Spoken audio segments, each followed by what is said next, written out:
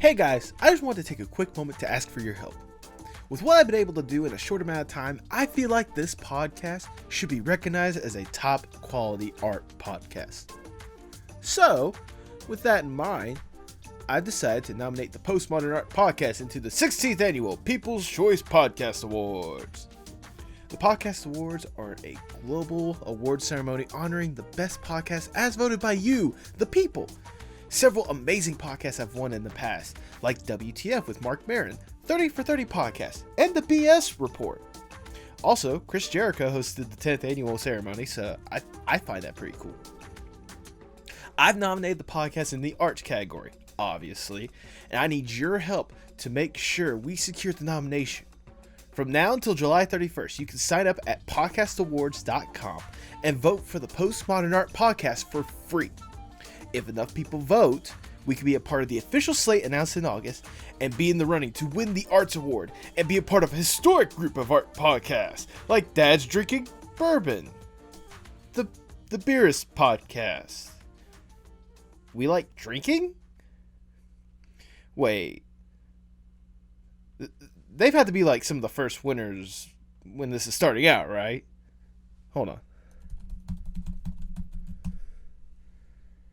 Those are the winners for the past 5 years? Is that what this podcast is missing? I had to get drunk? No, this won't do. No, we need an art podcast to win the Art Podcast Award. This needs to be a podcast made for the arts. Hashtag for the arts. Make that trending. Look. In all seriousness, I'm sure Dad's Drinking Bourbon has a great podcast, and I'm sure they probably talk about art in one aspect and another. But I honestly feel like this podcast has made leaps and bounds since I first started this in September of last year. And I would love to see it recognized as one of the best that could potentially be out there. If nothing else, maybe the recognition could help bring more sponsors to the podcast, and then I could be able to turn around and make more amazing content for you guys. So, if you want to help make this podcast more than what it already is and make it something absolutely amazing, go to podcastawards.com, sign up for free, nominate the podcast, keep voting, and get the word out there as much as possible. We need to have an art podcast win the Art Podcast Award. So vote for the 16th Annual People's Choice Podcast Awards today.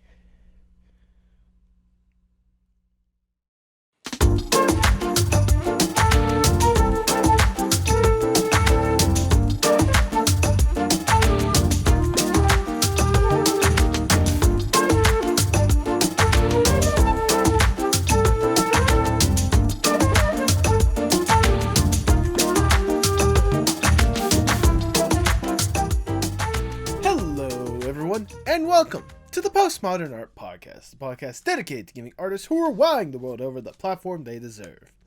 I am your host, Nathan Ragland, and today's episode is honestly something else, and I don't mean that just because it's over 2 hours long.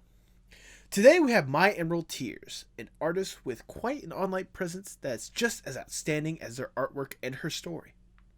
It's one that I hope you truly enjoy, but enjoy with caution. When we divulge into personal topics, there's conversations of anxiety, OCD, mental health, and some mentions of suicidal tendencies. If this is too much for you to handle, I understand. If you need help, I will leave a link to betterhelp.com for a start to help you get the help you need. Nevertheless, make sure you support Sabrina with the links below. And you can also support her by going to the Postmodern Art Podcast shop, to where she was the one that helped Artsy Grandpa with some of the Pride merch that is still available right now. Support the podcast with subscribing, liking, commenting, or sharing the podcast. If you want a place to talk about the podcast, consider joining the Apocalypse Podcast Network Discord server, where you can talk about this podcast and others within the network. In fact, let's hear about another tremendous podcast in the Apocalypse Podcast Network. Hey kids, it's the Honey Leave It Show. We just want to say thank you. We just passed the 3,000 download mark, which is a big deal for a new podcast. And so we're just really, really grateful. If you've never heard of the Honey Leave It Show, it's a comedy podcast about sex. So if you like laughing and you like sex, you should come and listen to the show. If you don't like to laugh and you don't like to have sex, please don't bother. You won't enjoy it at all. The Honey Leave It Show has new episodes every Friday on Stitcher, SoundCloud, Spotify, and Apple, of course. Looking forward to seeing y'all there. Bye. And now, without further ado, please enjoy the Postmodern Art Podcast. Oh, that looks wonderful. There we go. All right. Oh, I thank you. It's my character. It is your character. It is my character. Nice. Yeah. I mean, trust me, we're definitely going to be getting a good bit into your characters and such, because I know there's a lot that goes into that. Oh, God. I will ramble. I don't think you're prepared for it. Man, you ain't prepared for it. Have you seen this podcast before? Listen. All right, listen. I have. Okay.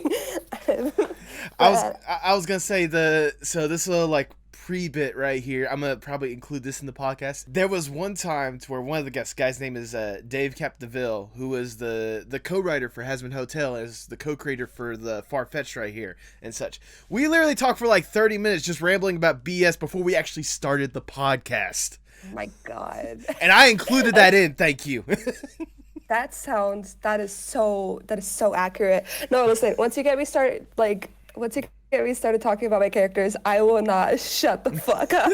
Like, it's your funeral. It's up to you, but I'm just gonna let you know, you're condemning yourself to a very bad fate, okay? I condemned myself to a bad fate by starting this podcast in the first place. I think I can deal with my lashes. You know what? That's true.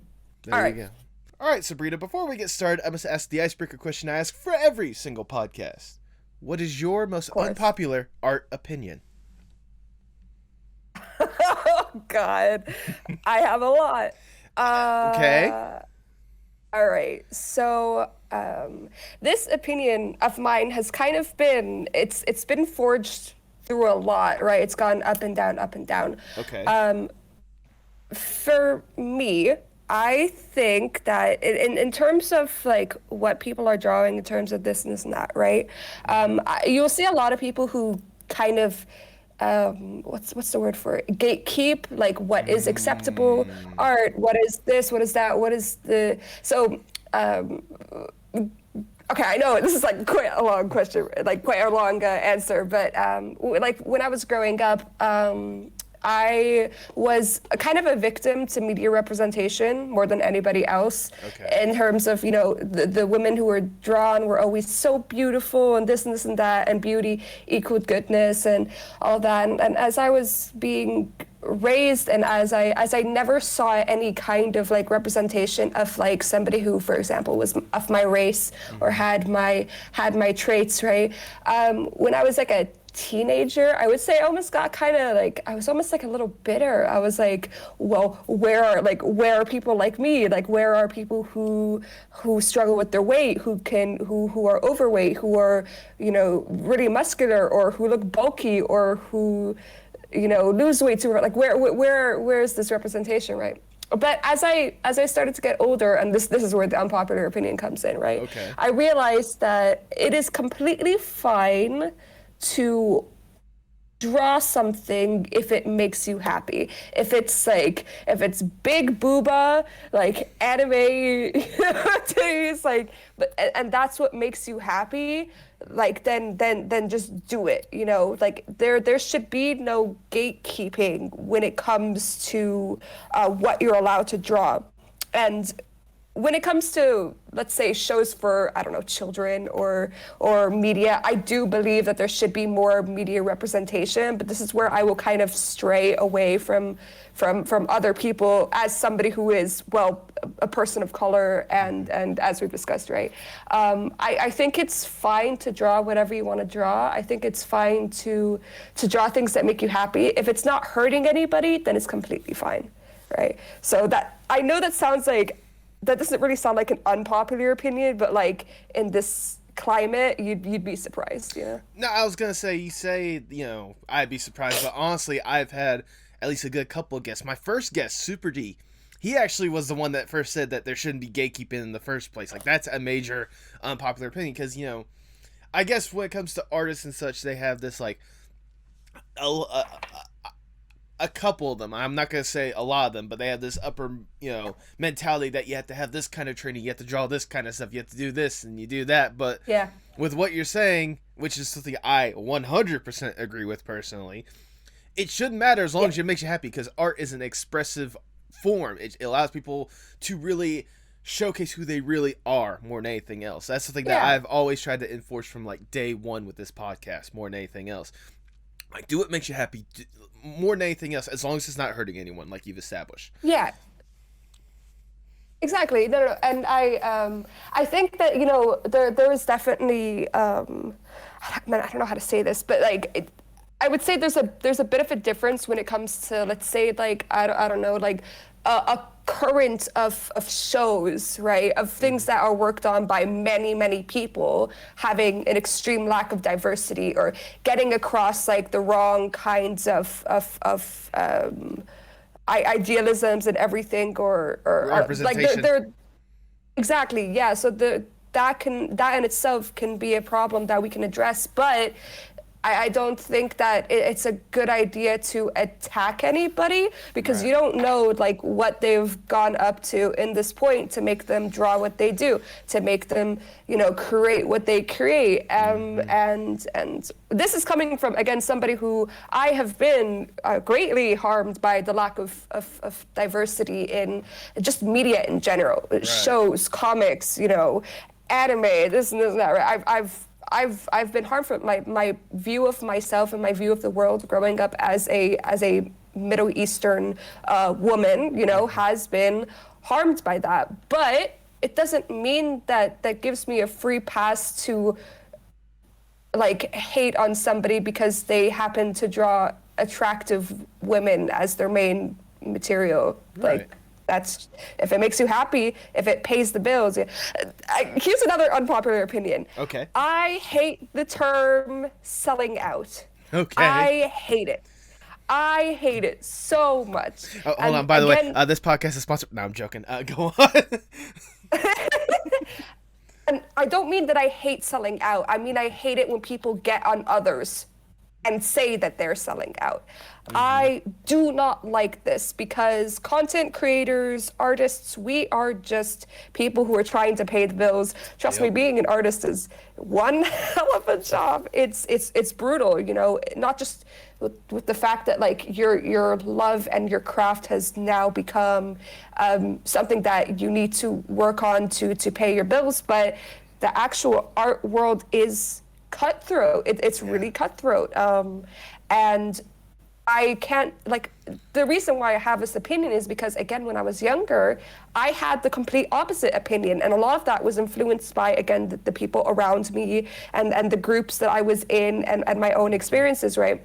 But then it's like, you just do art, you just, like, form your own opinions. And I realized, like, anybody who's quote unquote selling out is exercising their own, their own right to make money off of what they want to do. Like, you wouldn't, like, go to a doctor and be like, smacks, like, how dare you take money for the surgery? Like, you're selling it. Like, you wouldn't do that, So it's kind of the same principle. So if somebody draws something that is more like that fits into a particularly popular niche, and they make a lot of money doing that, go for it. Yeah. Like, go for it, sister. Like, do it.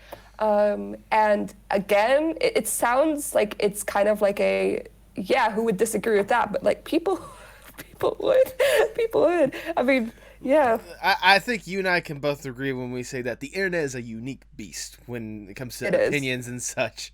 Like, people like myself might be thinking, why would anyone have this opinion? And then I look on Twitter, I'm like, oh, people have that opinion. Yeah.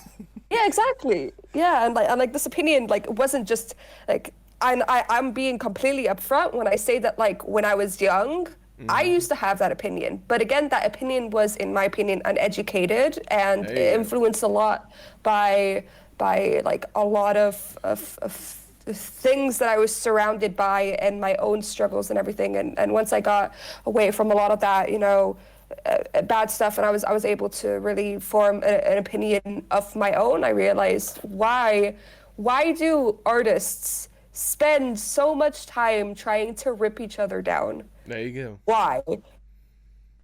I don't understand it. I don't either, but again, like we've established, the internet is a unique beast. But at the end of the day, like basically putting both your opinions together, people should just love doing art. I mean, is that a hill that you're willing to die on? Yeah, definitely. I mean, get the shotguns out, man. Okay, maybe don't, but like. 1 minute, there's some in the next room over. No, I'm joking. With that, I cannot think of a better way to start the Postmodern Art Podcast. Welcome, everyone. I'm your host, Nathan Ragland. Feel free to subscribe or follow whatever streaming platform you prefer. I'm a part of the Apocalypse Podcast Network. Go to apocalypsepodcastnetwork.com to view more about this amazing podcast and others in this amazing network. And follow me on Twitter and Instagram at PostmodArtPod for future updates and guest announcements, including today's guest. She is an artist and storyteller, as well as a Twitch affiliate, whose strong presence on Twitter and Discord is as strong as her love for others. Welcome to the podcast, Sabrina, a.k.a. MyEmeraldTears! Hey, let's go! How you doing today? We need air horns. Hi. I was going to say, how you doing today? I am doing wonderful. I am really excited for this opportunity. Well, I'm thankful that you're giving me more or less your time and sitting down, chatting, talk about your amazing art. But before we really divulge into that, I want to go back just a little bit. I want to know the origin stories of MyEmeraldTears. What got you interested in art in the first place? Okay, so that's a heavy one.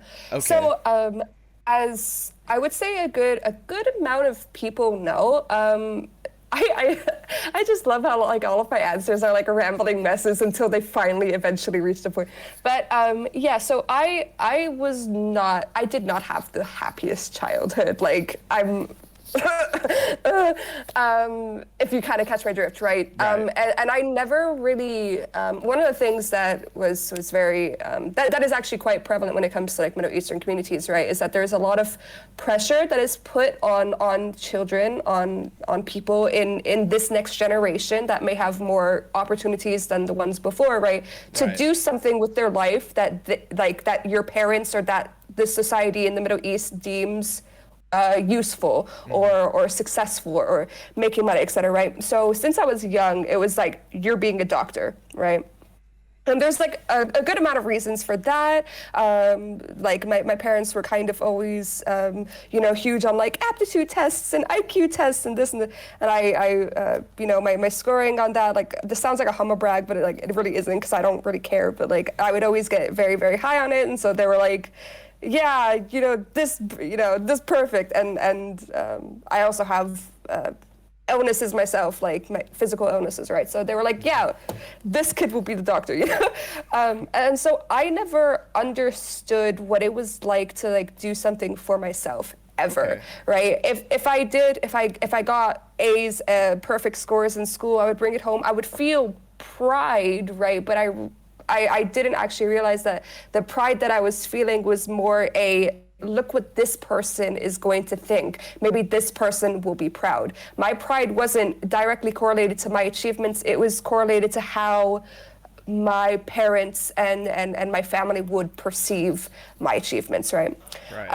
So that being said, as a kid, I was super, super into anime and stories and reading and this and this and that, and I always I always found myself being like lost in these kinds of things, right? And so I remember I was in 6th grade. I had a friend who drew, and I was just always kind of thinking, like, what if I drew, right? Like, what is this? What is that, right? And I remember it completely, because I was in math class and I had like a manga that was like on my desk. I already blasted through the assignment that I had to do, and I spent 30 minutes copying, like trying to replicate this like really stupid anime eye that was like on the manga, right? And I was so focused on it, and like it was like really intense for me, right? And then class ended and everything, and then I looked down and I stared at this.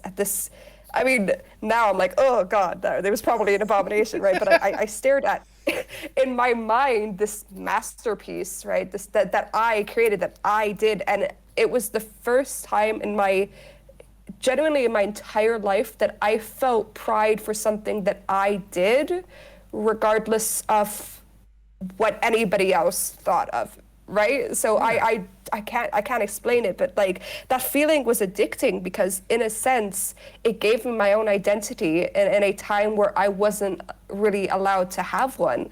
And as I drew more, because I wanted to feel that again, this and that, and characters came along and everything, to say that in general the culture surrounding art is bad is an understatement. So that didn't go well. I went through a lot. I had to fight through fire just to be able to draw, just to be able to proclaim, this is what I want to do. I don't want to be what you want me to be, right? This is my identity, right? It took years and years and a lot of like, we're not even going to go into that, right? But the one thing that always stayed is like, no matter what happened, no matter what it put me through, no matter anything, my love for creating and my love for stories and art and all of this was still there. It was still there. And it's hard to explain, but it's just like, it just clicked, you know, it just clicked because with art, I can create my own reality. I can create my own story. I have some form of control over what I want to draw and who I want to represent and this and that. And that for a kid who had almost no control over anything, right? Like that in itself is, it's so freeing, you know? Like I know for a fact I've grown so much just through this process of creating, and the amount of like emotional turbulence that creating can really put you through, right? So yeah, that's essentially how I got started. It was just kind of like, I'm sure like other people have been like, oh yeah, I had this influence and that, but like no, for me it was just kind of like that one little eureka moment that ended up like changing my entire trajectory in life, you know? Right. I mean, well, as you explained in your story, more or less, it's kind of one of those like you just spent more or less going through your life, just going with the flow, going with whatever system that you were basically implementing and seeing your situation more or less. So to have that kind of that moment, that realization that it's more that almost like a self-discovery moment more than anything else, that it just unleashed everything that has been more or less been buried under, again, all these different systems or whatnot. Like I can only imagine like how relieving it must have felt for you to just simply be like, you know, this is more than just, you know, me going with the flow of life. This is me being me at the end of the day. Yeah, exactly. Like it was something that feeling, it is something that I will fight to the death to have. Like, and nobody, and I mean, like, again, like my ability to create has gone through a lot, right? Mm-hmm. Just to be able to proclaim this is what I want to do for my entire life, right? I've opened myself up to a lot of stuff just by doing that, especially in the Middle Eastern culture where this process of like art and creative stuff is still really not accepted, right?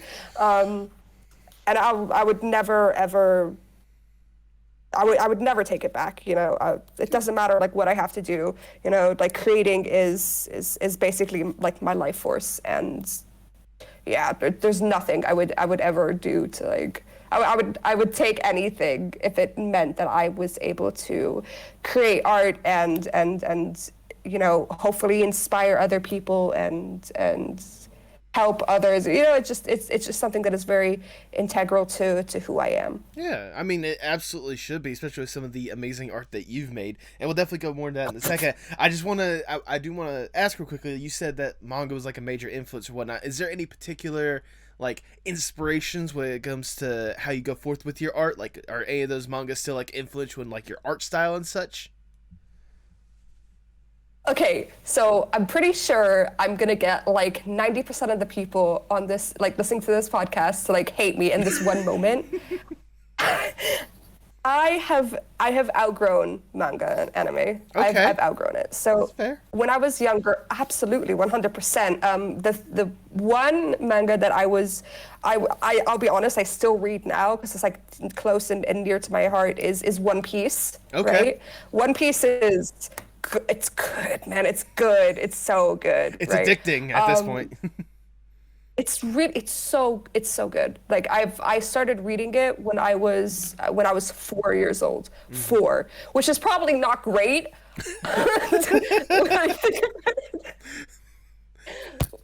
Yeah, maybe that's why I'm a little fucked up, but like that's okay. But yeah, like I love it. Like it was definitely like one of the main stories that I got into, and then once I started getting into like manga, and then I ended up like figuring out like, oh, what's this, Manga Freak? Like you can read like manga online for no cost, and there you go. I kind of just went down like this proverbial rabbit hole. And all of that. And the thing is that I would say that manga has still influenced me to some extent. Of course it has, because it is what I grew up on, right? But as I've gotten older and as I've kind of like, I feel like I've outgrown a lot of the stuff that I kind of see in manga quite prevalently. I have moved on to different forms of inspiration, and I indulge myself in different things. I mean, namely video games, which sounds really weird when you think about it. Like, oh yeah, you grew up from manga to video games. Wow, how old did you age in your brain? Like 2 years? But like, yeah, no, I definitely think that like in terms of like my love for storytelling, I've definitely been influenced by manga. In terms of like how much I want to express emotion, a lot of manga is very, very emotional and very, it emphasizes a lot on that.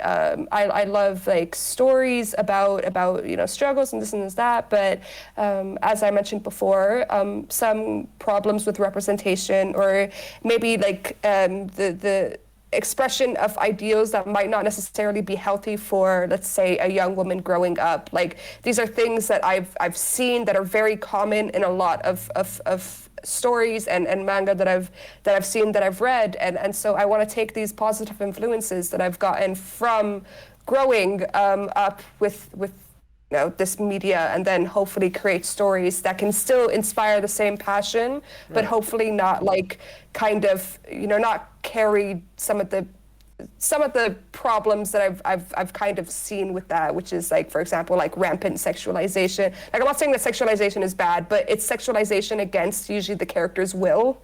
Yeah. So it's like always like, haha, look, we're gonna like grope this person or whatever, like stuff like that, or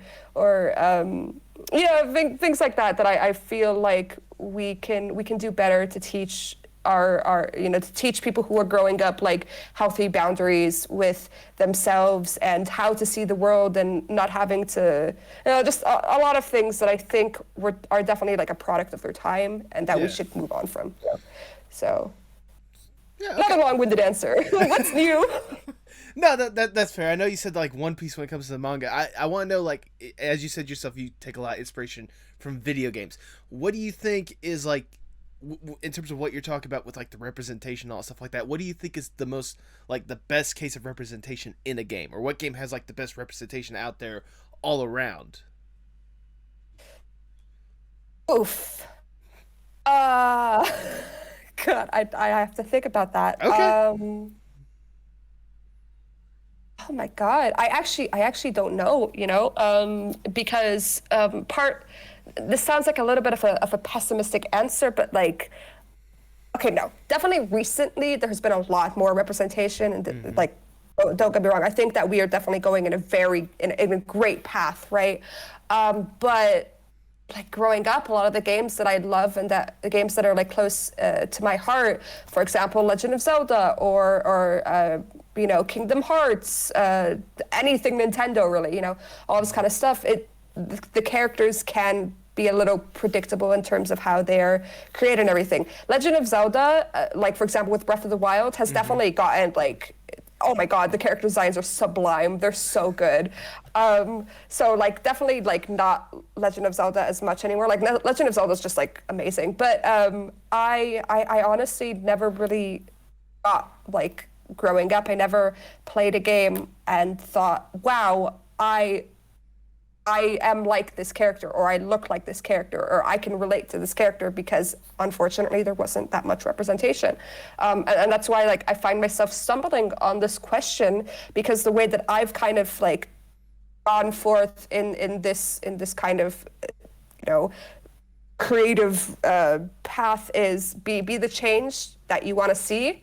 And so because I haven't actually noticed that much representation, I try to draw my own characters that, you know, harken back to more realistic people of, you know, of different races, of different backgrounds, different struggles, be it mental, be it physical disabilities, etc. Right? So, yeah, it's unfortunate, but I can't actually give you much of an answer. Like, I'm sure that there are a lot of games, especially recently, that have come out that really hit the mark on that kind of stuff. And if anybody can point me in their direction, I would love that. There you go. But yeah, when it comes to like off the top of my mind, I can't actually give you an answer. Okay. No, which is I mean, kind of sad.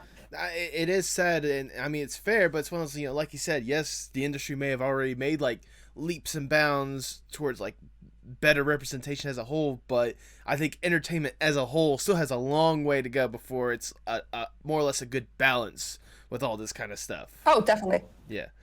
I mean, and I think it's important. I'm so sorry for cutting you off. No, go ahead. I just want to say, I think it's important to say that being proud of the progress that, you know, that just society in general has made on developing like more representation, et cetera, and also admitting that there is still a long way to go. I don't think those should be mutually exclusive, right? Yeah. I can be proud of how far we've come while also saying, yeah, sometimes, you know, a lot of times people still need to try harder, you know, like we still have quite a while to go. It doesn't mean that like, it doesn't mean that there hasn't been progress. It's just, you know, there's still problems.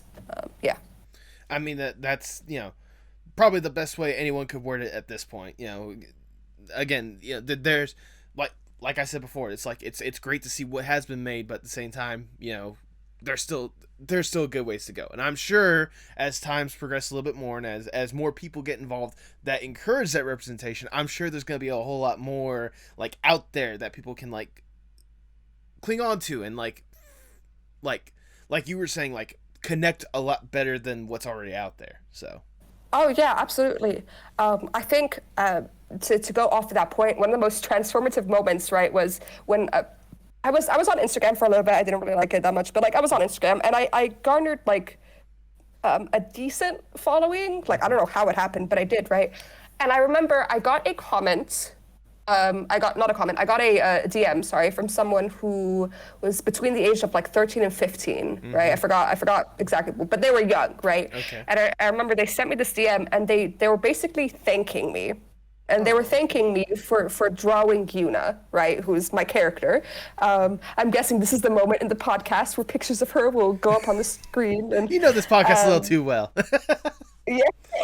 And I'm so sorry to anybody who can't see the video feed, but just imagine, okay? Just imagine in your brain, right? Have a fun brainstorming session, right? Audio lovers, we love you. Yeah. I'm sorry. But yeah, so she was thanking me for drawing Yoona and for drawing her like I would any other character, regardless of how she looked, her race, you know, her facial features, her weight, because, and in this girl's, who obviously I'm going to respect the, you know, the identity of, yeah, in this girl's words, it made me feel like I can be beautiful even if I'm overweight, right? And that hit me like a goddamn train, because that is one of the biggest struggles that I have with myself, right? Because my weight has gone everywhere. I've been super skinny, I've been overweight, I've been muscular, like my body has a field day, right? And so I've never had this consistent identity, I've never had this consistent view of myself, and especially when I've been overweight, you feel so like subhuman, because like that's what media has kind of like made you think of yourself. Like overweight people are always like the butt of the jokes. They're never the main character. They're never this, they're never that, you know, especially for women, you know, like women are made fun of a lot for their weight. It's in my culture, even you're expected to be beautiful, and that is almost a prerequisite when it comes to finding love. If you are not beautiful, it's almost translated as in you don't deserve love, right? And so having somebody in my DMs where I'm here thinking like my drawings, like my art, like I'm not like popular like at all, you know, I'm nowhere near like known and everything. And yet, even then, I was able to help one person with their like with how they see themselves. Like that is what I do art for. Like you do not need to wait until you have this huge audience to start making a change in terms of representation. You don't need to wait until like, you know, you have like tens of thousands of people who are lining up to see yourself. You don't need to wait for that, because like even helping one person, in my opinion, means that you're doing your part. And I'm not saying again, draw whatever you want to draw, do whatever you want to do, but like if you're like me,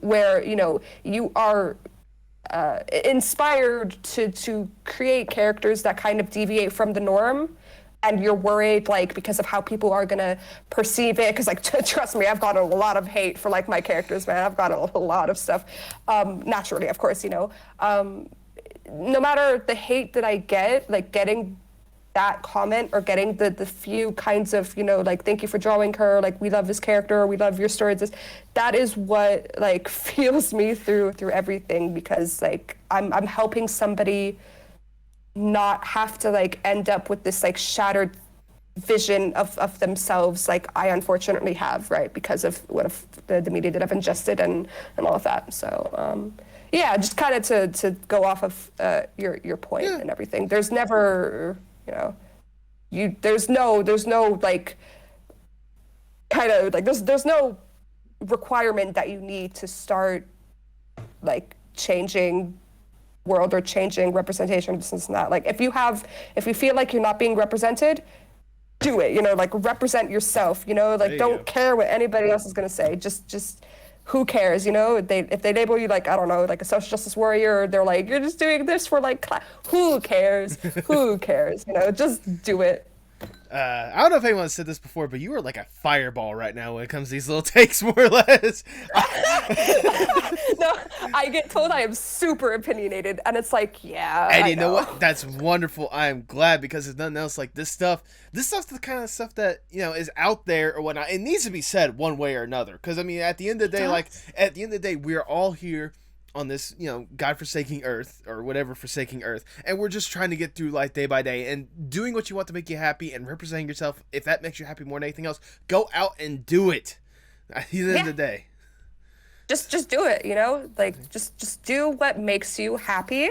And if you like, because I know that I'm not the only one, because I've heard it from so many people. And like again, I grew up.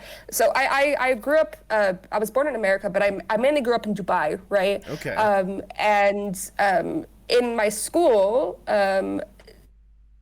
there were people who came from all over the world. There was no ethnic majority. Everybody just came from everywhere. Okay. Like you had people who were American, you had people who were European, you had people who were Middle Eastern, you had people who were Indian, who were Asian, who were like Native American. You had so many, or just Native, like you just had so many people from all over the place, right? Right. And so I grew up in that extent, not really seeing it. It's hard to explain, but like of course there was racism. Of course I was bullied for my features and everything, but that's another story, right? But I was raised seeing so many different types and of people coming in different shapes and sizes, and not to like kind of like equate humanity to like, you know, donuts that like you pay, like I'm not trying to like make it seem like that, but you know,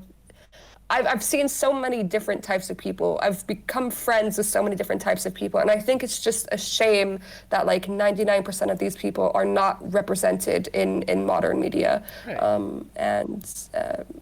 I would definitely say that my upbringing has definitely influenced that. As in like the people that I've seen and all of that. And perhaps that's where like my takes come from. It also probably comes from, as I mentioned before, the fact that I've like had to fight to do what I want to do, you know, and I'm just, you know what I mean? Like if I want to draw my character, Middle Eastern, if I want to draw a character that I feel I can relate to because of how like the struggles that she goes through and you know, how she looks, like, hell yeah, I'm gonna do it, you know, and nobody should ever feel otherwise. There you go. And speaking of obviously leading the fourth when it comes to that representation and those characters and such, I want to talk about your characters more or less. No? For those who don't know, you want to give an overview on some, if not all, of your characters? I do. You know what you're asking for? I'm fully aware, but you know what? This is a podcast. This is supposed to be a long podcast, so if you need to ramble for All a right. little bit, like I said, at the very least, like top 3 or top 5, however many characters you have, just like go forth and just talk about them. That's all I'm asking for at this point.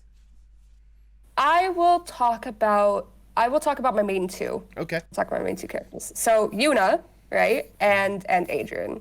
All right. So my story is. God, it is a labor of love. But one thing that's important to note is that these characters have grown up with me. Okay. They've changed as I've gone through a lot in my life. It's almost like, you know, subconsciously, they have developed, they have grown up alongside with me, right?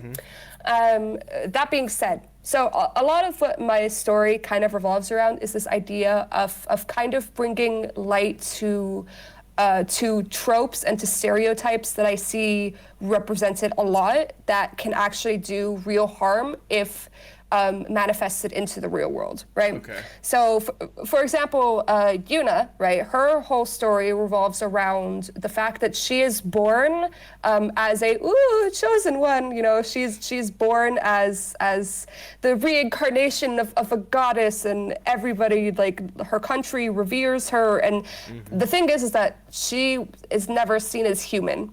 Ever. From the moment that she is born. She doesn't even have a name. Her name is actually, in my story, Cilia, which is the name that every single chosen one gets, and there's only one every couple of decades, right? Centuries, right?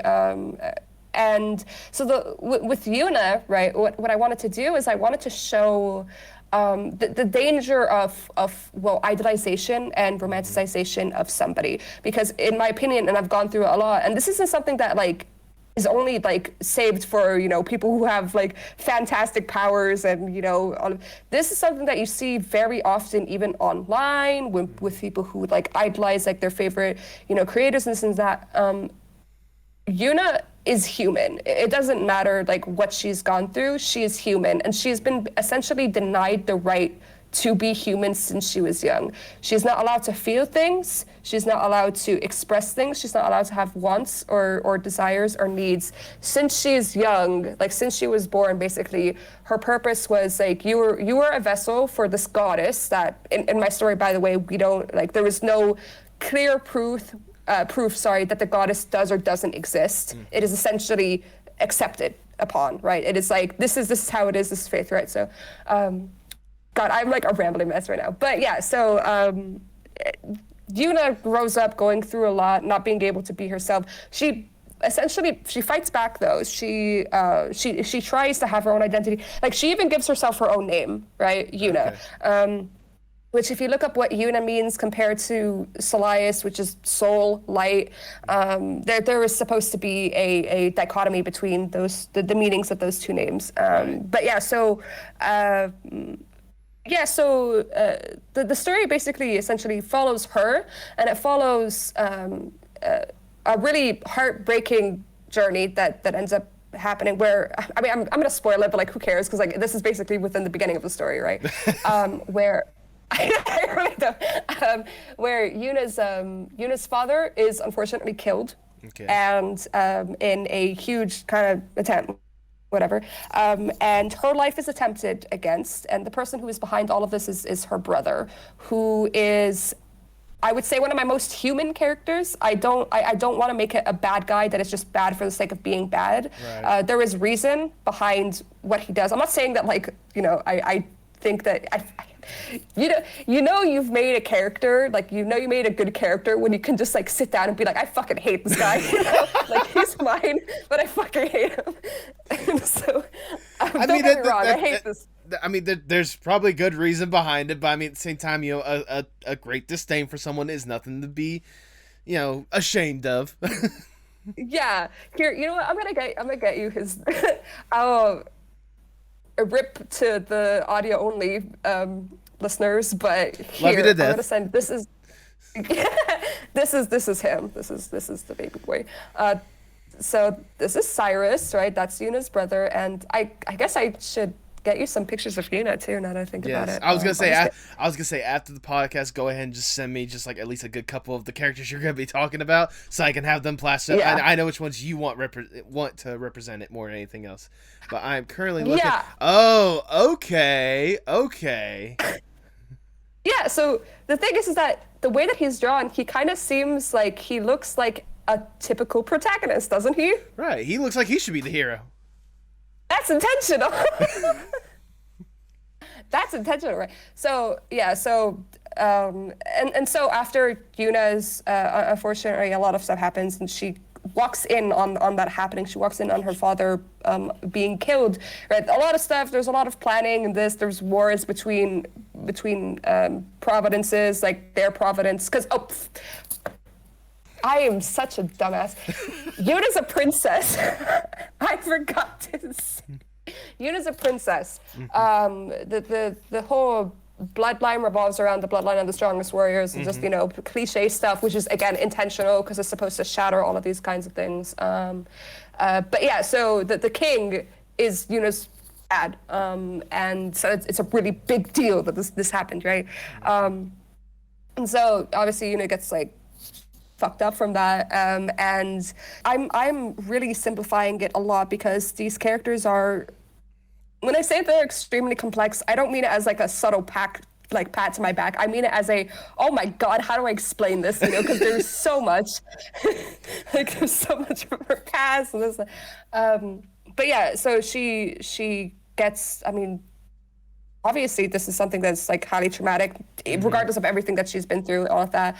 She almost gets killed as well, but her guardian, who is Adrian, who is the second main character of the story, ends up saving her, and they escape, right? So they escape the castle, and they escape like the entire area, and they have to flee, right? And so what ends up happening is that they end up in the wilderness, right? They end up in the wilderness, and as they will find out, I mean, Yoona's like messed up, right? So she's dealing with a lot. But what ends up happening is that they get blamed for the death of her father. It's basically seen as regicide, right?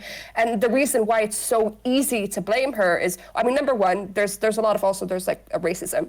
There's a lot of racism in the story as well. And one thing to note is that Adrian, her guardian, is not human, and and he has gone through a lot of discrimination because of it. But it's also because Yoona, again, has never been seen as human. She's never been seen as, right? So it's so easy for people to be like, yeah, she's a monster. Because she was born and she was raised being seen as like a weapon of war, as like a vessel for the goddess, right? She was not born as somebody who has emotions, who has feelings, who has things that she would or wouldn't do, right? It doesn't matter if she has, for example, like a very strict like no-kill policy. It doesn't matter if she would never do anything to harm somebody, even if they put her through, like if they put her through hell. Obviously, like, their family, that's what I meant.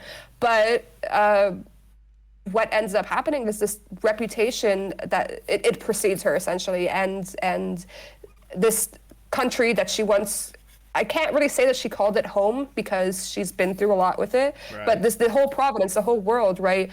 The people that she has been forced to swear that she will protect since she was basically born, her quote unquote subjects, which she doesn't see them like that, right? But they end up turning on her, and she gets a huge bounty smacked onto her head, and it's from that point in the story, that's where the story really starts, where she has to now survive in a world that has essentially forsaken her from the start, right? Grappling with the oncoming of her, with her powers. She's a young adult. I notice a lot of stories make the people like 16 or 17 and everything, which is like, okay, I get it. Like usually it's marketed towards kids. Yeah. Yoona, when the story starts, is 21 through, I would say, the age of like 27, right? So she's across these ages, because I wanted to create something that's a little more gritty, raw in nature, and something that can be, you can feel like you relate a lot more to the character, right? So there's a lot of those kinds of struggles, but like a lot of it is just this battle with like her own humanity, like because obviously when people start to come after you, when people start to hunt you down, right, there's going to be casualties, and it doesn't necessarily have to be your fault, right? So Yoona, who has a very shattered sense of self already, has to go through this world thinking like, if I stay alive, if I continue to do this, people are going to die. It doesn't matter if they're dying for the right reasons. It doesn't matter if they're dying for something that is essentially a lie. They're still dying. They're still getting hurt, right? So there's a lot of that. There's a lot of that kind of struggle. And so essentially, yeah, it is basically, it follows Yoona's struggle, just surviving, coming to terms with how unfair the world is and how unfair the world will be to her. A lot of it is acceptance, right? Yeah. It's really harsh acceptance that like not everybody is born in an equal position, right? Not everybody is born with, and it doesn't matter if she was royalty. It doesn't matter if she was born into royalty, right? What matters is that since she was young, all she's known is pain, which sounds super edgy, but like, yeah, like all she's known is like, this is what I have to inflict. And she can fight back against it all she wants. It can be in her nature to proclaim her own humanity. But like when the entire world is seemingly against you, and the entire world is like going against you, and everybody sees you as this monster, and everybody's scared, and it's really hard for it not to become almost like a self-fulfilling prophecy, where you're like, well, if everybody sees me as a monster and this is what I have to do to stay alive, like what is stopping me from becoming that monster, right? Right. So that's like a super fast overview of you. I can't even explain how fast that is. I mean, you say it is fast, but I mean, there was still a lot of like juicy details that went into that description. I just have to ask more or less, like, you've basically built like an entire like Odyssey saga of, these characters and such. How much of yourself have you invested into this? Like, are these characters more or less like a comfort character for you, or like ways for you to like more or less express things that you've personally struggled with? Like, how much of the story is you? Oh my God. So a lot of it, like, as I mentioned before, because when I was younger, right, I didn't, like, when I started creating stories again, I didn't see any representation, because these characters have grown up with me, and Adrian as well is a hella tragic character, so like, oh God. I'm just kind of here like, God, my characters are so fucked up. So unknowingly, a lot of these things that I've seen, a lot of the things that I've gone through when it comes to like not the best like house or like family life, and a lot of stuff like struggles with mental illness, and this concept of like being just kind of unlucky, and everything, more than I even realized until it was like too late. I have put in those experiences and the ways that my view of the world has changed. I've put it into these characters. These characters are, I would say, the most important thing to me, like, period. Like, everybody has like, that like one special like kind of possession or something that they hold near and dear to their heart. I don't got a hubby, I got my characters, okay? Like, that's the best way to put it. My characters are really like my one true love, and I Like they are everything. They are everything to me because they too have helped me open up my eyes. They too help me express these things, and even Yuna's design has changed. Like Yuna used to be super beautiful, super skinny, super beautiful. Her face was completely like, you know, how you'd expect like a fantasy kind of female protagonist, right? Super pretty, graceful, everything. And then I was just kind of like, you know what, fuck it, because like that does not fit. That does not fit her character. It doesn't fit her struggles. It doesn't fit what she goes through. It just, you know, like even those like small things. It's hard to explain because when you have these characters that you've had since you were super young and who have essentially grown up, alongside you, even when you're not consciously creating them, right? They in themselves, I'm gonna sound so weird here, but like they almost have grown up regardless of me. They have their own kind of identities. They have their own what's the word for it? They have their own presence, right? A lot of times, for example, like, you know, if my friends are like, want a role play or this or that, it's kind of like, they all know when it comes to role playing Yuna or Adrian, it's kind of like wind it up and let it go, you know? Because I can't consciously control these.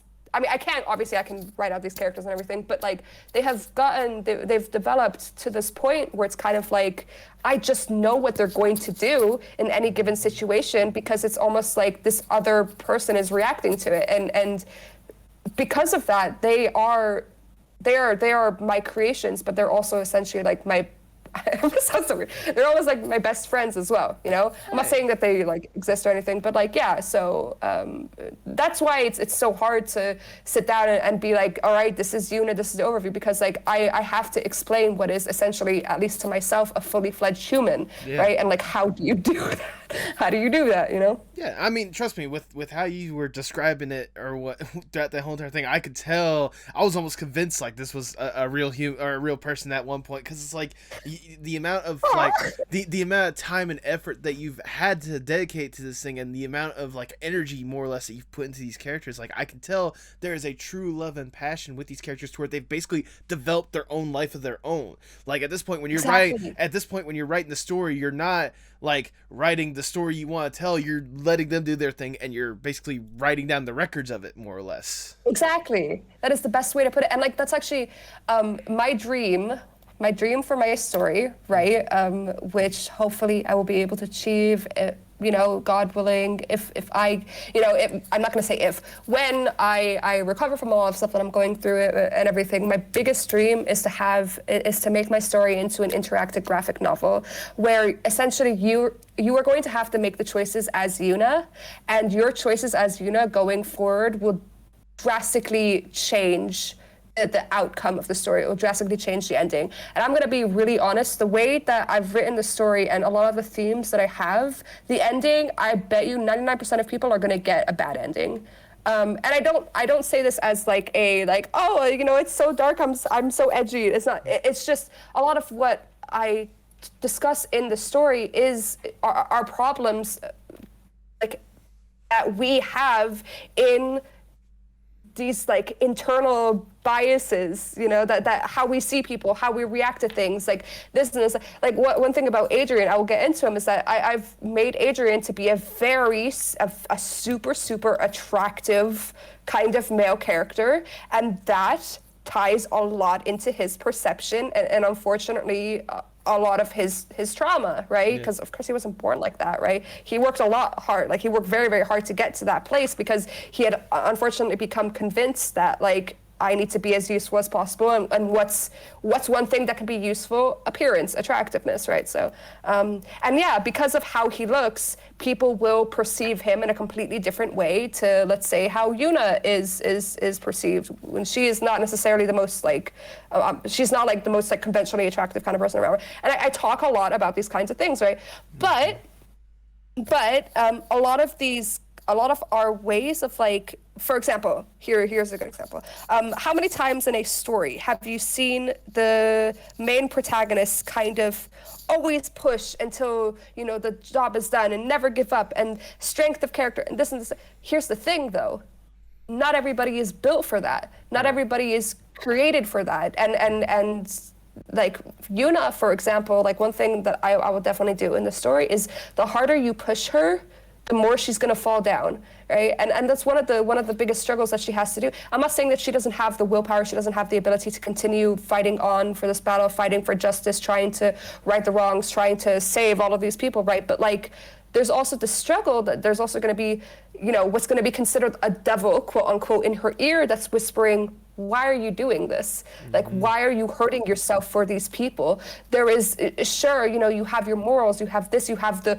quote unquote right thing to do, but has the right thing to do ever benefited yourself? Has it ever, like, at one point, are you living out what everybody else wants you to be and completely disregarding yourself? And it's funny because like that point, the whole like, do you want to do this? Do you have to do this, etc. The quote unquote devil in Yoona's ear as she kind of goes off on this journey and masses like a small amount of friends and leads a revolution. The devil in her ear is actually Adrian.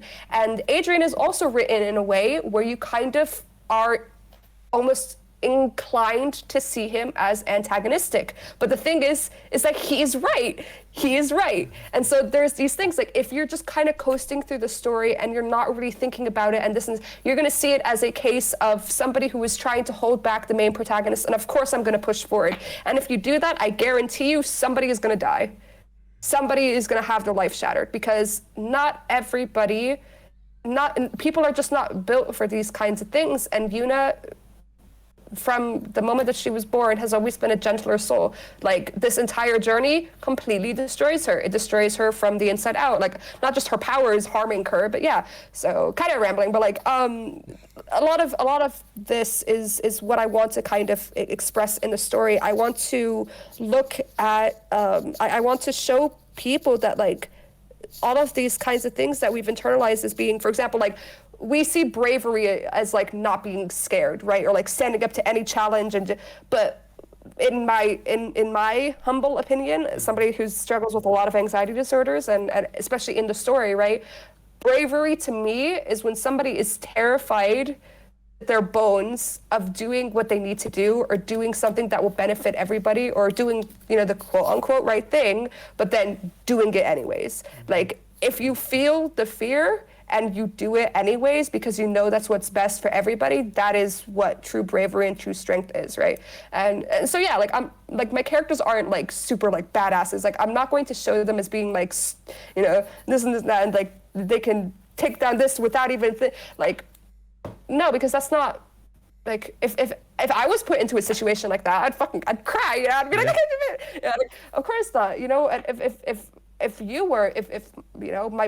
my friends, the people that I went to high school with, the people that I talk on, like if we were put into these situations, we have to take into consideration our own humanity and our own limits, and that is something that I don't see represented a lot in stories, especially action, adventure, fantasy, etc. I don't see the aspect of the mental burden that these kinds of lives will put somebody under. I don't see that discussed at all. And so, yeah, if you disregard Yoona's like mental health and well-being, if you fall for the various traps I'm going to put in there that will show whether or not you're actually really thinking of Yoona as a human or if you're thinking of Yoona as a protagonist, if you fall for them, you will get a bad ending, right? So I'm not going to be light with this kind of stuff because that's just kind of how it is, Like people with mental illness who live through all of the stuff like this, people who struggle with these kinds of things, like we don't have any choices to go over and redo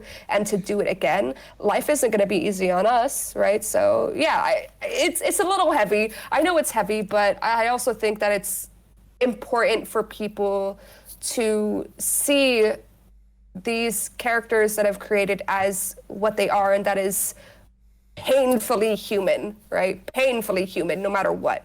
Right. And that they should treat them accordingly. And my hopes with the story maybe is that we will start to, if somebody ends up thinking like hard about like, all right, why has the story ended up like this? Or this is what this action did, or this is what this action did.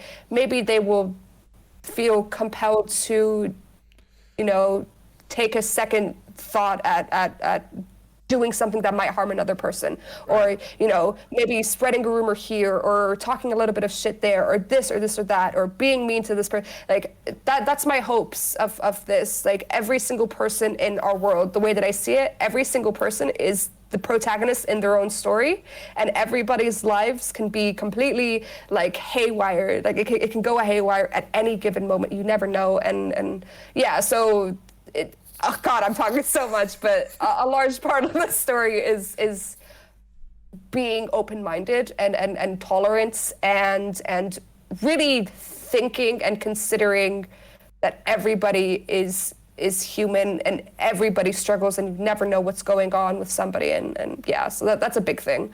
There you go. I didn't even talk about Adrian yet.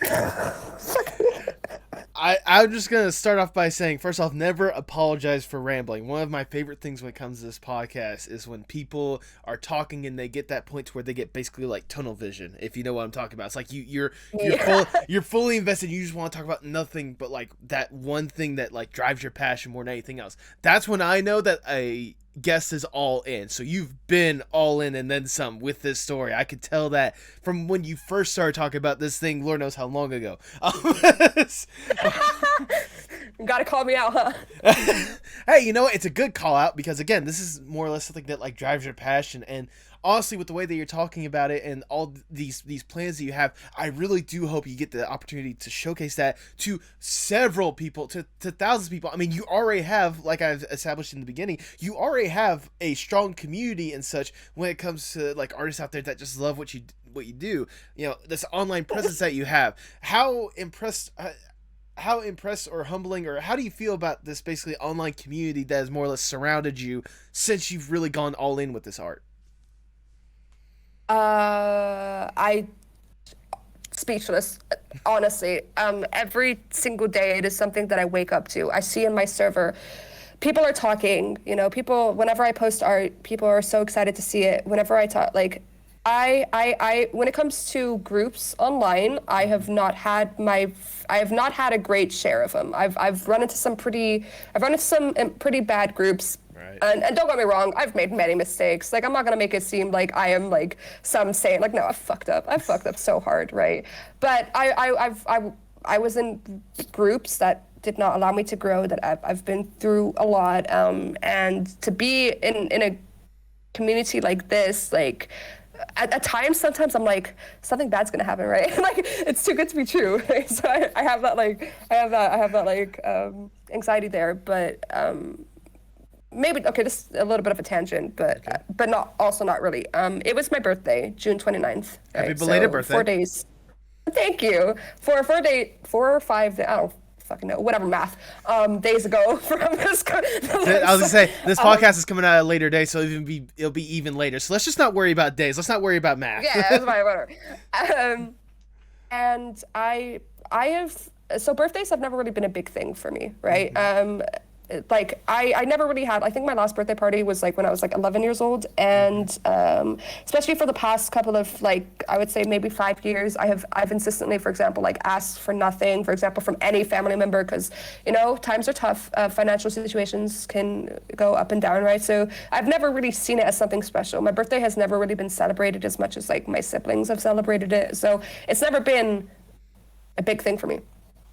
And this year, even though mental health doesn't care about like birthdays, right? So I just so happened to have a really bad day on my birthday, which was so great. Like, thank you, But I put a post on Twitter, and a couple of my friends were like, you have no idea what we have in store for you. And I was like, oh whatever. No. And I went to bed, right? And I woke up, and oh my God. Oh my God. I had like 90 or 80 comments on the Twitter post, and I had like my DMs, like, the Discord scrolling bar, right? I legit had to like scroll down all the messages just to get to my first server.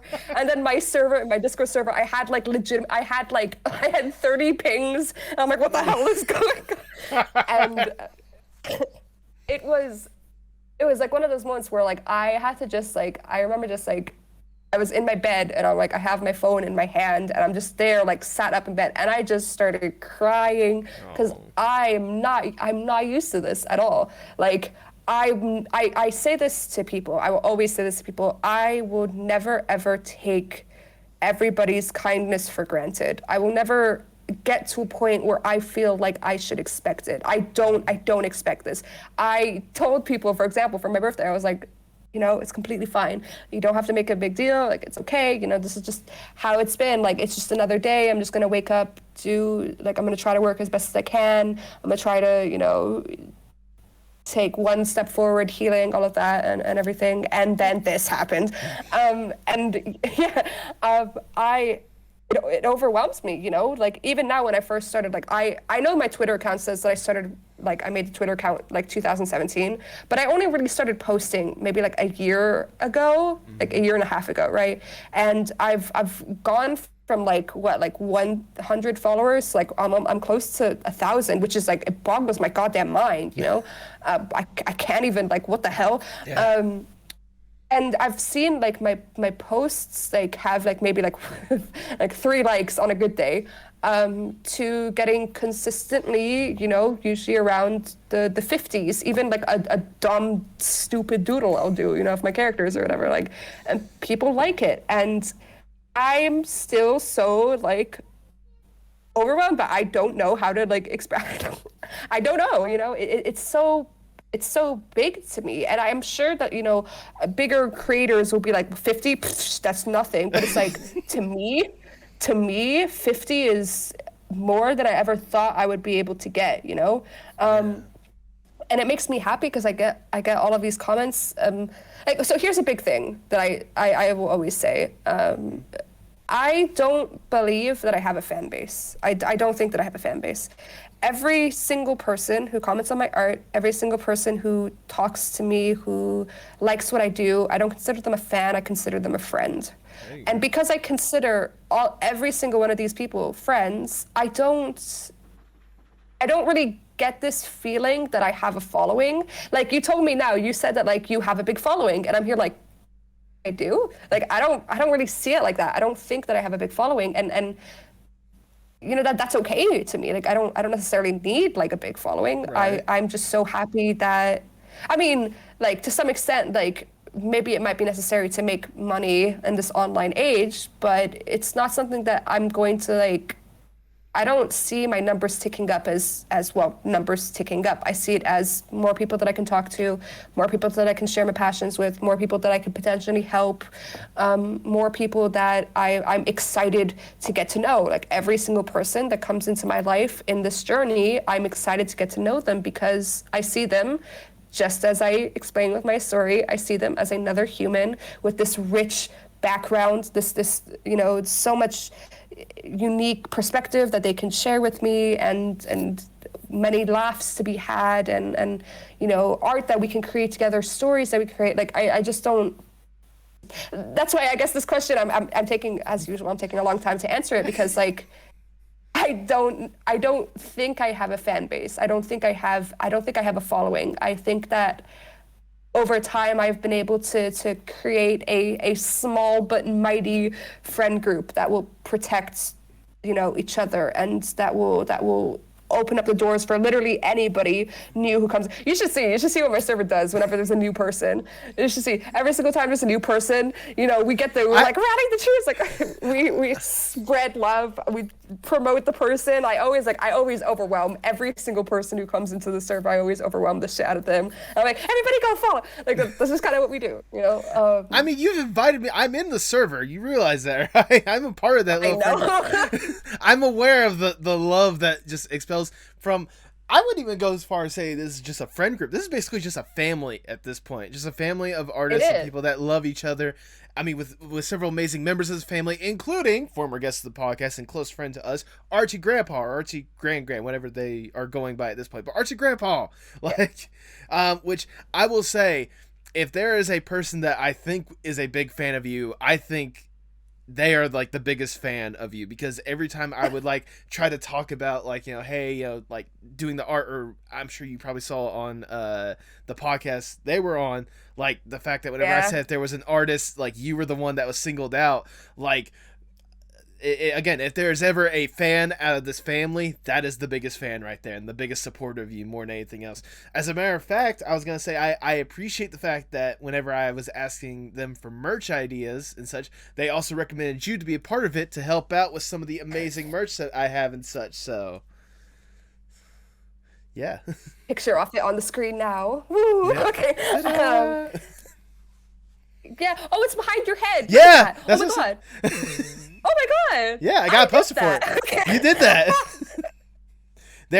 Yeah, no. I was gonna say there's at least one person out there that has it on a lime green T-shirt, because I've been seeing how the thing has been sold. So there are people wearing that design and stuff. Yeah, that's man, Grandpa. I cannot even explain. Grandpa really found me, I found them in a very difficult place, and they still are in a difficult place. But I remember they were, you know, because of a lot of the stuff that they were struggling with, right? They were kind of, I'm not gonna say that like, they were iffy, it's not that they didn't want to get to know new people. It's just that like they've gone through an unimaginable amount of hurt, right? And so I kind of recognized that when we were first talking. I recognized that there was a lot of that they were holding themselves back. They didn't necessarily feel comfortable, and I knew that I couldn't take it personally, right? Because it wasn't because of me. It was because like this person has been hurt so much, and you know what? I relate to it. Like I've been hurt a lot, and I struggle a lot still. To like whenever anybody is like, wow, like, I like who you are as a person, or I like your stuff. I'm like, really? You know, like pleading emoji. Like I'm like, what? Really? And so when I first met Grandpa, I saw, like, regardless again of the following that they had or the amount of people that they you know that adored them. I didn't see their numbers. I didn't see the supportive. Like, of course, obviously, I saw the amount that they supported people, but I saw them as themselves. And I figured, right, that somebody who does all of this supporting for somebody else or for other people, do they have anybody to support them? And at that time, they didn't, you know? And that's a big thing, I think. And it's, again, one of the main motives that I live by, going through a lot and seeing how important being supportive is. I just think that Grandpa and literally anybody, you know, deserves to have somebody who is there for them, and that was my policy with Grandpa, you know, like they were struggling a little bit to get back into art and all of that, and I get it, you know. I've had a lot of like situations in my life that has severed my ability to do what I love the most, whether it's a mental block or it's a physical block, like my body is giving up on me, and I never want anybody to kind of go through that. And so it literally doesn't matter what happens. Like you could have had like the worst past with me, you can hate me, you can despise my guts, the way that I have, as somebody who's made a lot of mistakes, as somebody who's grown a lot, as somebody who understands how important having even one person is. It doesn't matter if you're going through something and you need help. It doesn't matter what we've been through. It doesn't matter. Just come to me, and I will do my best. I will try my best to help, because it is, since I was a kid, it was what I've always wanted, right? I always just wanted one person to help me, and unfortunately, you know, growing up in this kind of environment, it's very hard. Like a lot of the stuff that you go through is like isolation based and everything, right? And I never ever want anybody to have to face these problems alone. So as far as, you know, if I find somebody, or if somebody comes to me and they need help, I will do my best to help them. You know, anything that's within my power and my capabilities at that moment. And I guess Grandpa had never had the love that they share with people shared back to them, and that's why you say, like, you know, Grandpa's a fan of me, and for me, I just consider Grandpa like a really good friend. And I would do this. I'm sure some of my friends will be there like, yeah, we can attest to this. I will do this for any friends. I will, because friends are so precious. Again, I've said this 5,000 times because I think that having this like perfect vision of somebody is like, you know, nobody's perfect. Everybody screws up. As a like, I would say between the ages of like 14 and I would say maybe 20. Like I'm 23 now. Man, I fucked up. Like I've made so many mistakes. You're like laughing because you're like, damn, she's honest, but like I've messed up, you know, and it's those mistakes that I've made that have helped me grow. And I'm not saying that like my mistakes were like so terrible that like, it was, and again, yes, granted, there, like I do feel like when it does come to like these kinds of mistakes, people do need to realize sometimes when somebody is raised in a not great surrounding and everything, when they're suddenly thrust into this world where there are more healthy kind of boundaries, it was definitely a culture shock for me, like growing up the way that I did and then getting onto the internet and I was like, what the hell? Yeah. It's definitely a culture shock and everything, and I think that it's important, but it's also important to be like, no, I'm taking responsibility. I know I did things wrong. I know I did a lot of things wrong. I had a lot of problems that I did not solve, and it doesn't matter if I was 14, it doesn't matter if I was 20. The thing is that I sat down, I've accepted it, and now I'm moving on in a better place. And a lot of people that I've met, Grandpa included, a lot of my friends, they also have been through this period where they're like, I used to be this really, really bad person and this and that, and I want to make atones, or I don't know how to move forward from this and this. And that's one of the main things that I try to help people with is accepting that like you are not perfect. You will never be perfect. You're going to make mistakes. You're probably going to hurt somebody. You're probably going to hurt yourself, you know, once you accept that you've done something like this and you start to move on and you start to make amends for it, even just by helping yourself get to a better place, like it is so like painful, but it is, you know, it's something that we're gonna carry with us even after we've gotten better, right? Yeah. But it's also something that we can't let consume us, right? So why I'm talking about all of this is because that's one of the main things that I do. I try to help people with. It's one of the main things that I will talk to people about, this idea that mistakes are human. Yeah. And that's also why, like, I have no idea how we got here, but unpopular opinion number 78. Cancel culture. Yeah. Oh, God. I understand why it started. And I think that with all intents and purposes, it did have a good, what's the word for it? Like intention behind it. There you go. Yeah, exactly. I think that at this point, we hold content creators and artists and to such a high standard that it's. I mean, I'm scared. I'm scared of doing anything wrong, right? Like, I'm scared of putting out, like, okay, this is a funny story. I had somebody who, I talked about this before on another, like, interview, but I had somebody who accused me of mocking Middle Eastern features with Yoona's design.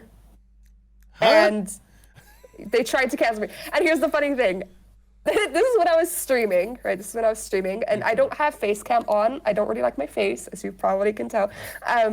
But this person was like, you know, like, I don't know how you've gotten this far, this racist, this and that. And I'm guessing it's because, like, I sound white as hell. Like, I've been told I sound like a Valley girl. It's like, yeah, I guess I do, you know, but, like, nah, I'm Middle Eastern, you know.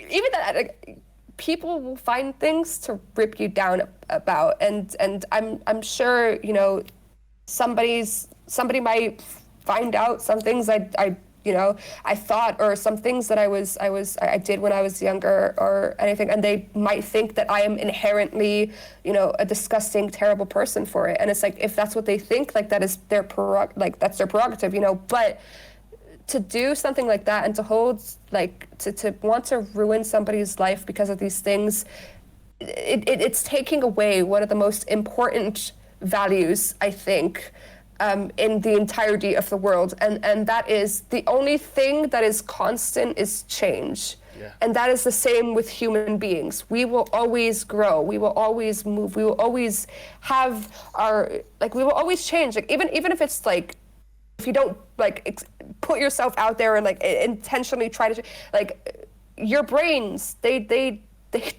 grow. Brain plasticity is a thing. Brain chemistry is a thing. Everybody changes. And I think that, it's one thing to hold somebody accountable for the mistakes that they've done in the past if they are clearly not willing to move forward and change. They don't want to accept responsibility and they're going to repeat those mistakes and keep hurting somebody. That's one thing. But it's another thing to harm or to not recognize that somebody has changed and to cancel them, as you will, because of the mistakes that they've made, and thus kind of freezing them in this singular moment, in this one snapshot of who they used to be on the internet. And that's a scary thing, because the internet is forever and all of your mistakes are forever, and if somebody tries hard enough, they can go and they can look for it, right? All of this that I'm talking about, right? This is something that I will tell all my friends. I get a surprising amount of people who come to me and who ask me this and who want guidance. And I'm saying it here because I said it to Grandpa. I said it to my friends. I've said it when I'm streaming. I've said it in my streams. I'll say it on Twitter. When I want to help people, it's not exclusive to any kind of person. If somebody comes to me and they need help, I will help them to the best of my ability, right? And that whole rambling reason is why. This whole kind of essay of a response was essentially to say, I'm so grateful that Grandpa sees so much in me, that Grandpa likes my art and wants to introduce me to other people. Oh yeah. I don't think personally I have done anything more than what a friend should do, or what a human being should do, right? I don't think you need to be a friend to somebody to be decent to them, right? So that's I will always hold myself by that standard. I'm gonna add this and then I'll move on. I'm gonna say, when it comes to being a friend, being a human being more than anything else, that's something that I personally try to live by. And I know that out there, especially on the internet, on Twitter and such, it's very hard to find genuine people. It's not that they're not out there; they're certainly out there. But there's sometimes to where it's hard to find someone that is so, I guess, pure and genuine with just how they carry themselves, no matter how they do carry themselves. Honesty warrants honesty, and with you being your most honest self 100% of the time, whenever you're out there presenting these amazing things, we can't help but want to warrant that a little bit more with the people that are out there, that more people should recognize just how much of an amazing, genuine, and talented person that you are with your art. Thank you. That is just me personally. That's so sweet of you. Thank you. That is very nice. And you know what? One of the things that I've been trying to work on is accepting compliments. So I will try my best not to explode into a flurry of fluster and fire. And my cheeks are a little red, but Oh, you think they're red now? Wait till the end of the podcast. No. Oh my God. What are you doing? What have you done? Well, with every single guest, I make sure to shower them with more praises, but that's later. That's later, okay? That for now, I'm sorry to kind of do this, but I'm gonna bring down the tone just a little bit, because one thing I did want to talk about is you talk about, the stuff that you dealt with in the past, the mental health that you personally struggle with and such. You also, you can divulge more into this if you want, but as you've described to me, you have basically an incurable disease that you're also dealing with as well. With all the way you've been raised, the culture that you're around, with all these things that are basically just going against you, and all these things that are essentially just trying to bury you figuratively and literally. How do these experiences more or less shape how you go forth with art, with the community, and with life in general? Right. So I think before I get into how I continue, I should open up a little bit about the things that I have struggled with, right? So I think it's kind of obvious to say, like, I did not have a great childhood, as we've mentioned before, right? So a lot of bad stuff in the family and in my school, there was no winning with that, right? In terms of my mental illness, I have a slew of things, right?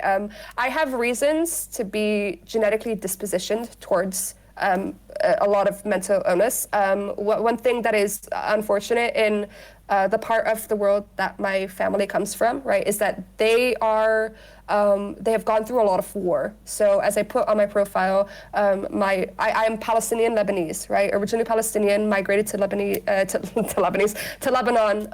during the occupation and a lot of stuff. I'm not going to get into it because that might be controversial. But my family line has always been kind of fucked up, like really fucked up. And one thing that is also kind of prevalent is like, and this might be controversial, but I'm gonna be blunt with it, right? One thing that is unfortunately common when it comes to having like this kind of place is that there's a lot of incest, right? A lot of it, and it's unfortunately quite common. It's quite common to have like cousins married to cousins, etc., right? And so what ends up happening is your genes are fucked. My genes are fucked, right? So before I get into what I'm talking about and all the things that I have, like, it's a lot. I'm not going to say that it's not a lot, but like I am handicapped, right? And I think it's important to give a little bit of reasoning why. So, right, the things that the mental health struggles that I have, all diagnosed, by the way. Please get diagnosed, just as a small little disclaimer. Please, if you can, get diagnosed and all of that, because I know it's not something that everybody's able to get. But I have almost every single goddamn anxiety disorder under the book. I have OCD, which in my opinion is my most severe disorder. Okay. I have generalized anxiety disorder, post-traumatic stress disorder, complex, because there's actually subtypes, but I have complex post-traumatic stress disorder. Okay. I have specific phobias and panic disorder, right? Mm-hmm. And then I have, again, this is all diagnosed. It's important to say this because I know it's a lot, but right. And then I have Melancholic Depression, which is a subtype of depression, and I have borderline personality disorder. Okay. So a lot of the stuff that I just mentioned is very stigmatized or is like not understood. I would say the worst is definitely OCD and borderline personality disorder, right? And these two illnesses that I've gone through, oh my God, they hurt. They hurt like hell. I can't even explain, right? I can get into it a little bit, but I won't spend too long on it. The thing with OCD, that in my experience of it, right? There's a lot of subtypes of disorders, and so I'll try to. I know way too much about this stuff, I should say. So, well, I mean, as someone that is dealing with this stuff, I imagine you'd like to know what exactly you have to deal with. So if you need to go off, do it. Yeah. Thank you. Yeah. So one thing about OCD that not many people actually know is that there is a subtype of OCD called pure obsessional OCD, and that it's also called puro. But essentially, what that means is so the normal part of like the normal type of OCD is when somebody has obsessive, intrusive thoughts that cause them an extreme amount of anxiety, and because of those thoughts, they will have compulsions relating to that anxiety that they have to do in order to lessen it, right? So a lot of people like completely misrepresent it, and they make it like, you have to have like the straight, or you have to have clean. You have to have, it has nothing to do with cleanliness. It has nothing to do with that. It has to do with a fear for your life. It is extremely painful. This is a normal type, right? So people who might struggle with OCD revolving around cleanliness, right? The way that it is it's not that they have to be clean because of it's that they feel like if they don't wash their hands this amount of time, or if they make contact with something, or if they're not wearing gloves, they will contract a disease, they will contract an illness that can eventually kill them. And it is constant. It is always there on your mind. You constantly see danger. That's why OCD is so terrible. So that you can apply this to anything, right? And that's one that's one type of OCD. Like you can have there's OCD that revolves around like, for example, locking the doors, right? Think about it like this: like if somebody, like not OCD that revolves around specifically locking the doors, but like if one of the compulsions that people will see like that is recognizable is somebody who will lock the doors like a certain amount of time. And it might seem weird to somebody, but think of it like this: the way that their brain might be working is that their mind is not letting them rest. They're constantly being told somebody's going to break into my house and steal all of my stuff, and I'm going to lose everything, and this and that, and it just doesn't stop. So OCD in general, no matter what the subtype is or what the type is, it revolves around your brain being unable to control panic. You have, and I mean this literally, you have no control over your thoughts, like at all. Okay. There is no such thing as think of something else or direct your thoughts elsewhere. Your brain makes connections to the thing that you fear the most. It is a disorder that works against you. So keeping that in mind, pure obsessional OCD, your compulsions are in your head. And that makes it very dangerous. And the reason why that makes it very dangerous is because when it comes to, number one, it's a lot more, as we call, silent, right? Mm-hmm. It is not very clear. You're not doing compulsions that people can see. And so it's a lot harder for somebody to be like, this is not normal, or like, I hate the word normal, but you know what I mean? Like this, they're doing this, or like something is not right. It's a lot harder for somebody to see that.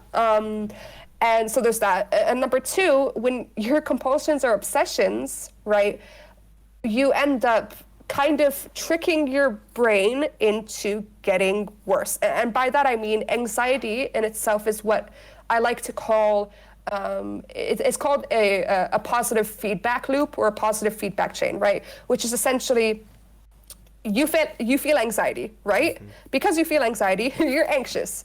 Because you're anxious, what ends up happening is that there's a concept that is, I mean, it's not a concept, it's just biology, called brain plasticity, right? The more that you feel something or the more that you experience something, your brain will literally change its actual structure, its actual chemistry to make the thing that you are feeling easier to access, right? So, for example, there's a study, I'm not gonna like claim exactly what it is. I'm sure if you do a little bit of research, you can find it, about taxi drivers, right? Mm-hmm. Taxi drivers who, they have to spend their entire life going down path roads, knowing how, which direction is this, which direction is that, et cetera, et cetera. Because they do it so often, there is a literal change in their brain that makes it so that accessing the information about the directions or about these roads is a lot easier for them. Their brain has literally adjusted in order to make their memory about this kind of stuff greater. Think of, like, for example, muscle memory, right? Or somebody can play like a song on piano without looking at the keys. It's like that is another kind of facet of it, right? This, unfortunately, also works with anxiety. And so the more that you feel anxiety, the easier it will be to feel anxiety. And the easier that it is to feel anxiety, the worse the anxiety gets, right? So if you are in a very vicious OCD loop where it doesn't stop, and I mean this 24/7, it does not stop. It never stops, right? Like you just don't get a break, right? And you don't know, so the thing with OCD is that OCD takes something that is real. It takes something that is your biggest fear. Like, think of your biggest fear in the entire world, and then it latches onto it, and it convinces you that this big fear that you're terrified of is going to haunt you at every single moment, right? And so the worst thing about OCD, especially about like my type of OCD, right? It is so painfully convincing. It is so convincing. It will literally warp your reality. Somebody else can be like, something that I'm panicking about, right? Or like a fixation that I have. I can panic about something and I can be like so overwhelmed by it. And then somebody will be like, that's not logical, Sabrina, that's not logical, et cetera, all of that. The thing is, to me, to my brain it is, right? And that's the danger, because OCD completely warps your sense of reality, right? And so you need to have this. That's why, honestly, like, recovering from something and just dealing with this is it's hard, you know. The longest OCD attack I've ever been in, which, I mean, it's like, when I say attack, I mean it's 24/7. It's bad. Lasted for around 4 years, and forced me to drop out of college. Completely derailed my life. 100% derailed my life, and it was brutal. It was really brutal. Yep. And did I know what I was going through? No. It took me around 2.5 years to finally get diagnosed with OCD. And the thing is that with the pattern that I was like showing, I most likely had OCD even when I was younger, right? When I was much younger. So it took me 2.5 years of showing very prevalent symptoms to get diagnosed with it, because pure obsession OCD, and because OCD in general is just so misunderstood, right? So to connect the OCD back with, I should say real fast, your camera isn't working. Is it not? Oh, it's working on my end. I'll 1 minute. Okay, no worries. Okay. So to connect back to what that has taught me, right? Dealing with OCD really, it does a thing that I like to call, but it basically forces you to make your life as efficient as possible. If you severely panic about everything, or about like something, it's like you're constantly reminded of your panic. You have to force yourself to be as efficient with problems as possible. If something is an issue, if there's a problem with your professional life or with your friends, you are so exhausted having to deal with everything that you already deal with just by waking up, that you have to confront these issues and you need to deal with it, right? So because of that, I'm known as being, I'm not going to say that confrontational like in a bad way, but like if I have an issue with somebody, I will approach them and I will be very honest with them. I'm not gonna like, I don't think that being honest allows you to like insult anybody. Like, I think that there's a difference between honesty and bluntness, right? Right. But if I do have an issue with somebody, or if whatever, I will go and I will talk to them, and I will handle it. If I have an issue with I don't know, let's say something with my health, I will find out about it and I will handle it. Like, and so like that's definitely one thing that's changed. Like that my OCD has kind of done to me. Another thing that's done to me is it's given me insight to what panic is. So, okay, it's gonna sound a little bit weird, right? But when you're always panicked, like when you're always like, the type of OCD that I go through, like my level of panic is like, it's very unnatural.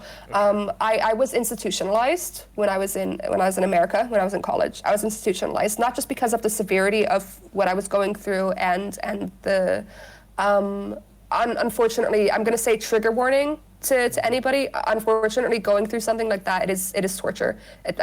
There's no other way to put it. Like, I've been through a lot, nothing compares to OCD, right? There's been like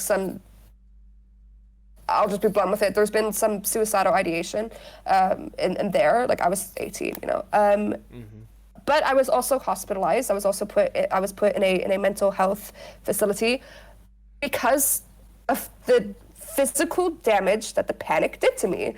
I would throw up. I like lost like neural control. Like I lost control over my hands, and I lost motor control. I was getting sick. Like, as we mentioned before, I have an illness. I have an autoimmune disorder, right? So I was getting very, very sick very constantly, right? And once I healed from it, I would like get sick in like 2 days maximum, right? It was fucking you up, right? Like, anxiety really does kill the body. Panic kills the body, right? And so you kind of go through all of this, and you're always going through panic, and you're always fearing, and your reality is kind of just twisting. It really does change the way that you perceive what panic is. It changes the way that you perceive emotions, right? And that's also because I also have borderline personality disorder. That was mainly a result of like my upbringing, mainly there. Right. With all of this kind of put together, I have never really felt what I logically should be feeling, right? Okay. My emotions have never been aligned with reality, or with, I don't want to say with reality because, like, again, to my body it's reality, but like to my mind it's reality. But yeah, and because of that, I have almost, except when I'm like super overwhelmed by the panic, because everybody has to be weak, right? For the most part, despite all of the fear that I feel that I have to go through, unfortunately, on a daily basis, I am able to usually figure out a solution to whatever dilemma I'm dealing with very, very logically. And the reason why is because when you breathe panic, when you live panic, when you eat it, when you see it, when you hear it, when panic is, it consumes you, yes, but when you get out of the worst of it, panic doesn't faze you because it's just how it is, right? Okay. So if I'm always scared of something, then what's the difference between me facing this and me not facing it, right? I'm still gonna be scared of it. So I might as well face it because it's the more healthy thing to do than run away from it, right? So that's kind of, excuse me, I need a cough. You're fine. Speaking of physical illnesses, so that's how that has definitely changed me. I would say the borderline definitely falls into that as well. In terms of, it just made me a lot more aware of myself and aware of the things that I can do to people. I've, I'm so sorry. You're fine. This just happens. You're fine. So yeah, that's definitely how it's changed me in terms of like my mental illness. Now, in terms of the physical illness, so a bunch of stuff that I have. I'm going to try to summarize it as usual. I have a condition called situs inversus. To go into more detail, it's situs inversus totalis with dextrocardia. A lot of big fancy words, but essentially what that means is that my heart is on the right side. And in fact, all of my organs are reversed, right? Oh. Yeah, so I am essentially a mirror view of a person. Like if I was normal, if I was like a proper human, right, I would be facing like the other way, essentially, is what it is, right? So that in itself doesn't really do much, except for like some people sometimes have like weaker hearts, which I do have a weaker heart, but like it's not like that, you know, it's not that big. Unfortunately, when you have this condition, there is around like a 15 to 25% chance that you also they also have a condition called Cartagener's syndrome, otherwise known as the Cartagener triad, right? And so what that condition is, I mean, it's not a condition, it's a collective amount of conditions, but basically the worst of it is everybody in their body has something called cilia. Okay. Cilia are like tiny hairs that line a lot of the body, line the nose, lungs, throat, ears, like even on cells that lines it for men, like, okay, maybe just like a little, but like for men, like sperm, like the tail that helps them move, that's cilia, right? So cilia is all over the body. And with my condition, I don't have them. I don't have functioning cilia. So why that's bad is because one of the main purposes of cilia is, well, okay, so do you know when like you're sick and you have like a runny nose and you're coughing and everything, like you can hear me coughing, right? Yeah. So what cilia does essentially is mucus is kind of like a defense mechanism for your body. It's basically, it's the perfect little petri dish for germs, for bacteria, for microbes of all sorts to go in and fester and grow there. So it gets attracted to the mucus, and then the cilia filters it out, right? It filters out the mucus from your lungs, from your nose, from everything, right? When you don't have cilia, unfortunately, bacteria and microbes and you know, all of that have this perfect kind of area to grow, to get really bad, to cause really bad infections without cilia to filter it out of the body, right? Okay. So what that means is that all of those bad germs, all of that mucus stays on my lungs, it stays on my throat, and my ears will get like, and I get infections extremely easy. I'm not talking about like pneumonia, like really, really bad things, right? So ever since I was young, like even when I was young, I was born as what we consider like a blue baby because I wasn't really able to breathe that much. So like my skin was blue, and I had to stay in the incubator for like I believe 9 weeks because yeah. So I was a very sick kid, and I'm a very sick adult, right? So the reason why this condition is kind of harmful, like this is not the only thing I have as well. I also have asthma, which and as I mentioned before, right there. my heart's and my heart's a little weak and all of that. And you can get like when you have the condition, you can also have like sinusitis and your nose, like your sinuses are fucked up essentially. And all of that. The reason why this condition obviously is a little dangerous, right, is because number one, I mean, the infections themselves can be pretty dangerous, but beyond that, even if you heal from every single infection that you have, let's say I got a lung infection. I get a lot of lung infections, which I do, right? Every single lung infection that I get scars my lungs. It scars the bronchi. It scars it. And what happens when your bronchi gets scarred, when the lung passages get scarred, right, is they become looser. And they become like, they don't work as they're supposed to do. And with the lungs, that means air does not travel through the lungs properly. And so the more that you get sick, the worse shape your lungs get. And a lot of people who have my condition eventually have to get lung transplants, for example, right? Right.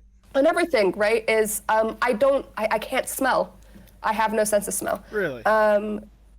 I don't have a sense of smell, and I just barely have a sense of taste because smell is kind of correlated with that, right? Okay. And why is that? Because my nose is scarred. My nose is extremely scarred, right? You can hear like the rasp in my voice, for example. Like I have a small little rasp. Like part of that is actually one from a surgery that went wrong. I've had a lot of surgeries, obviously, but it's also because, again, my throat's scarred. And my hearing, for example, I'm going deaf, right? And I most likely will be deaf probably by the age of like 35 was the estimate. So your body gets broken down over time, and that is why it's considered dangerous, right? Because it's not necessarily because there is a guaranteed like time where you can, you're going to get an infection that kills you. No, it's not that. It's that your body gets weaker, right? So people who have this condition usually go through something called a Cinderella period, where usually around the age of like 19 to 21, it wears off, right? But the Cinderella period is when you're growing up, for the most part, your condition isn't really that prevalent, right? Or you can grow up, you can be kind of normal, or you can live a somewhat normal life. And part of the reason why is because despite regardless of the constant infections and everything, right, the damage hasn't really been set yet, right? Your body, your lungs are still relatively new, your ears are still relatively new, nose, right, etc., all of that, right?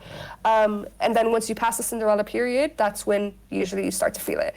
And trust me, I am feeling it. And like this coughing fit that I had, right? Obviously, I'm trying to hold it back, but like that's daily, I don't know, like more than daily, it's hourly, right? I don't know what it's like, for example, to breathe without being in pain. That's just kind of how it is, right? Like my lungs are always hurting. I always feel like my breath is being constricted. Yeah, I mean, that's just life. And since I was young, I've always kind of had this kind of, like, I was always, okay, a little bit of a fun kind of little thing, right? Like one thing that I remember, because obviously I basically lived in hospitals when I was younger, right? One thing that I loved doing, right, and sometimes like my mother would play along, is we wouldn't tell, whenever I'd had to get like a CT scan or like an X-ray or whatever, we wouldn't tell the doctors that I had my condition, oh, no. right? And so... So they get the X-ray. It's so funny because, like, you can see them inspect the X-ray in like the other room, right? Because like it's see-through, Right. So you'd see them get the X-ray, and then I swear to God, the way that their faces would be like, "What the fuck?" Because like everything is flipped. Everything is flipped, right? So they're like, "Did we put it in wrong? Can you mess up the X-ray?" Like, and I can't tell you how many times like they would come out and they'd be like, ma'am, we're so sorry, but I think we're gonna have to take it again.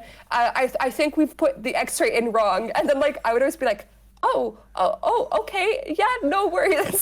Doing the same exact thing. I think I just found my Twitter teaser. That's great. Yeah.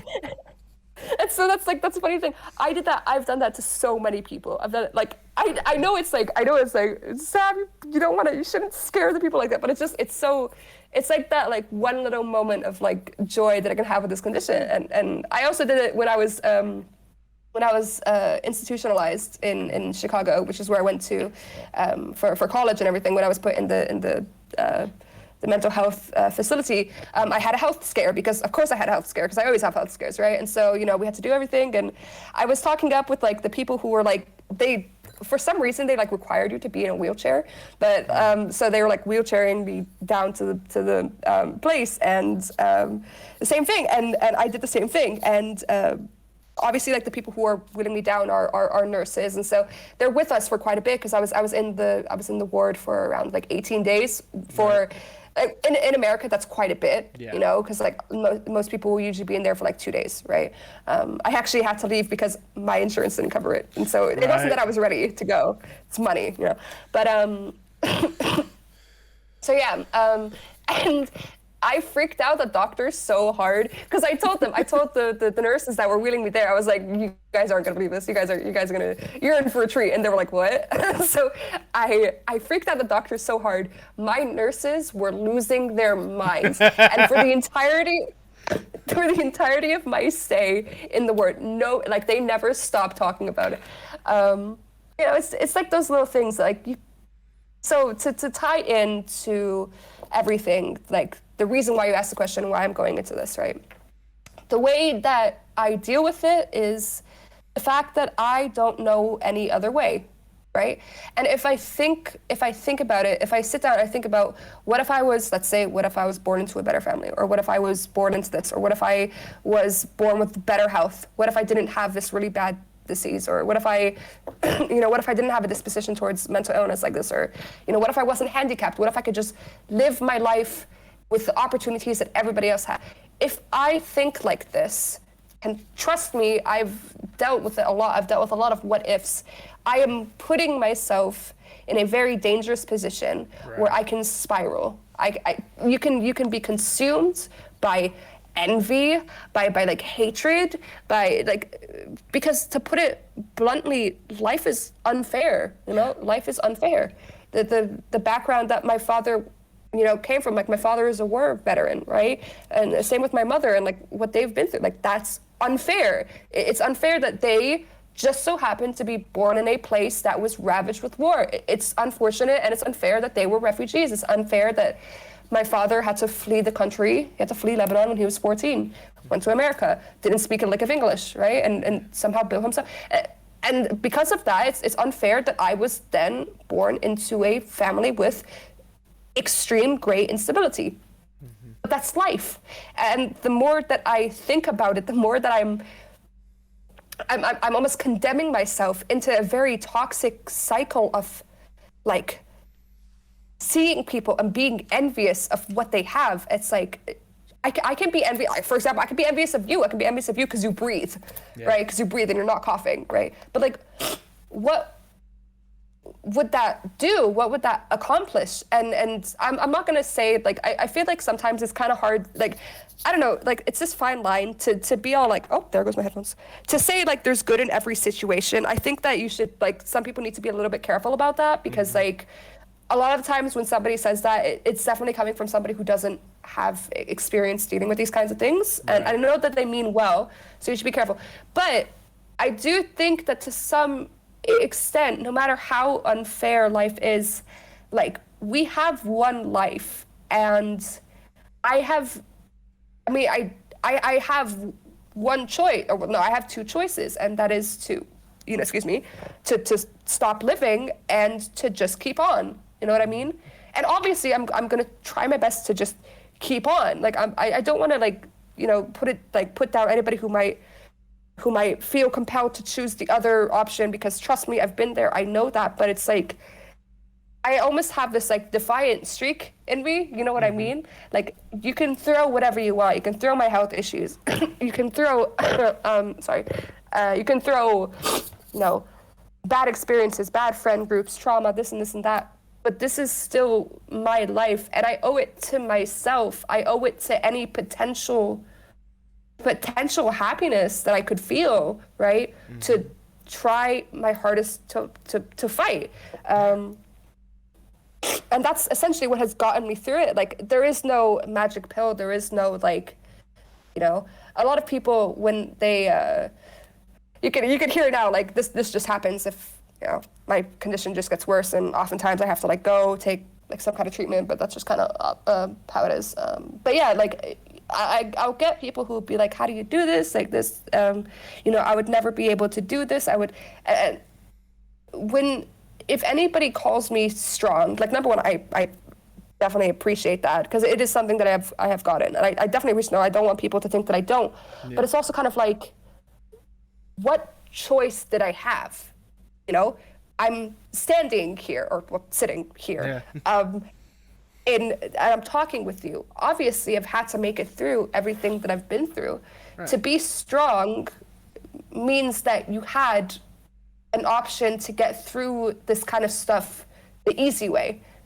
There is no easy way when it comes to this kind of stuff. I mean, okay, like, I'm sure there like are ways that, you know, where you could not, like, kind of keep yourself in check and, you know, do onto others what was done onto you, which is unfortunately something I see a lot, like, where people will go through a lot of hard stuff, and so because of that they will feel justified in hurting others. But, like, no, like, I would never be comfortable with that. I'd never be okay with doing that, and those are my morals, and because those are my morals, there was really only one way to go, and that is forward, you know. And so my way of dealing with all of it is, I'm just like any other person, granted with a lot more issues, granted with things that weigh me down. Maybe I'm not as productive. Maybe I'm not as you know, I don't sound as, I don't sound like people do. But I have my dreams, and I have my aspirations, and I have things that I want to do, and that makes me just as human as anybody else. And, you know, when I'm talking here with you, before we even got to this topic, for example, did I mention the fact that I'm going deaf once? No. Did I mention the fact I can't smell? Did I mention the fact that, like, my lungs are gonna fail soon? Like, I didn't, because that's not who I am. You know what I mean?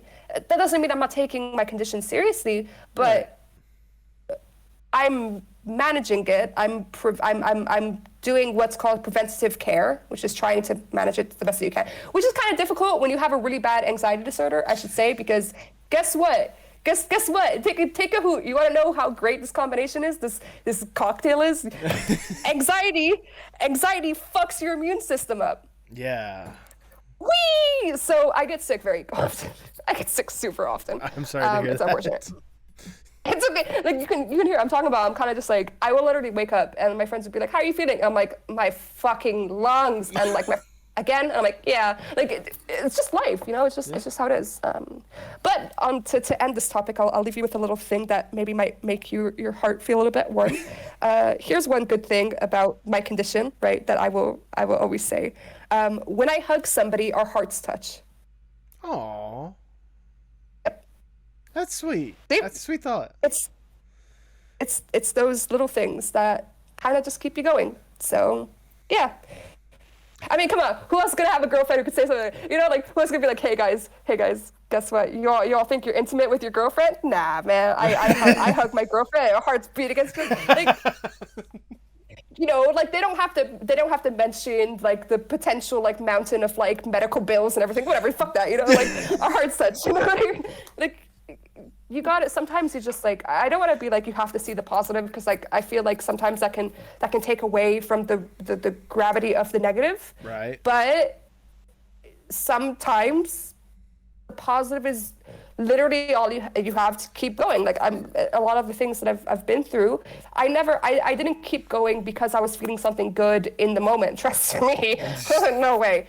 But I kept going because I knew that I could potentially feel something good in the future, and that's why I do. Like, that's why I'm still here, because, yeah, going through all of this, I just want to help people who might be in similar situation, because like I grew up alone dealing with all of this. Like, doesn't mean that other people need to. If I have, maybe if I can get out there, if I can draw, I can be decently well known or whatever. People can see, excuse me, people can see no matter what, like maybe if they have like a similar thing with me where they struggle with a lot of mental and physical illnesses, or they've been through some hard stuff when they're growing up, like maybe they can see that it is possible for somebody like them to still make it, you know? And that's a big thing for me. That's what I want to do. I know it all comes down to like helping people, but like when you go through a lot, like you get it, you know, you get pain, and like, I don't know, I don't think it's like that far-fetched to like say that like because I understand pain, I want to make sure that nobody has to go through it, or like I mean everybody goes through pain, but you know, nobody has to go through pain like unjustly, right? So right. I mean, if nothing else, like I will say, like just, you know, hearing your story and such, like I understand where you're coming from. It's one of those, at the end of the day, like, you know, when it comes to how you struggle with this kind of stuff or how you deal with this kind of stuff, like you're still a human at the end of the day. You still have to live, and so it's one of those, you take it. I won't say you look at the positives, but you at least take this stuff in strides. It's something that you understand, and it's something that, you know, if you're going to enjoy the best life out there and be the happy person that you want to be, you'll deal with it as best as you can. Am I right in assuming that, or yeah. am I? Yeah, I mean, like you kind of, as I mentioned before, you kind of like you have to. Like, sure, yes, I'm somebody who like struggles with health issues, but I'm also somebody who loves art, who loves stories, you know. And I'm not saying like, because it sounds a little like, it's a little weird because like, you know, I don't want to make it seem like I'm completely okay with it. No, I go through a lot, essentially, is what I'm trying to say. Like, I don't want to like paint this narrative that like I am not affected by the things that I go through, because of course I'm affected, and I think that there is power in admitting that life is a struggle for me, but life doesn't like it's a struggle. Yeah, don't get me wrong, but it can get better. You know, it could get better. I could get into a better place. I could be in a better place. Like, you just have to. I don't want to say like you just have to like believe in the process, but like I'm doing what I can right now to manage my physical conditions and to recover or like deal with like my mental conditions. For anybody who doesn't know, like for example, I've had to take like a break from streaming again because unfortunately my OC, and it's been there. It's been for like a good like 3 months now, so it's just kind of how it is. Nothing compared to 4 years. But just a little, you know, just like, but it's life, and I recognize because of the fact that I've put so much work into being aware of like what I've kind of gone through and how my brain might work and how it might you know, how it might influence me, the way that I might react because of things.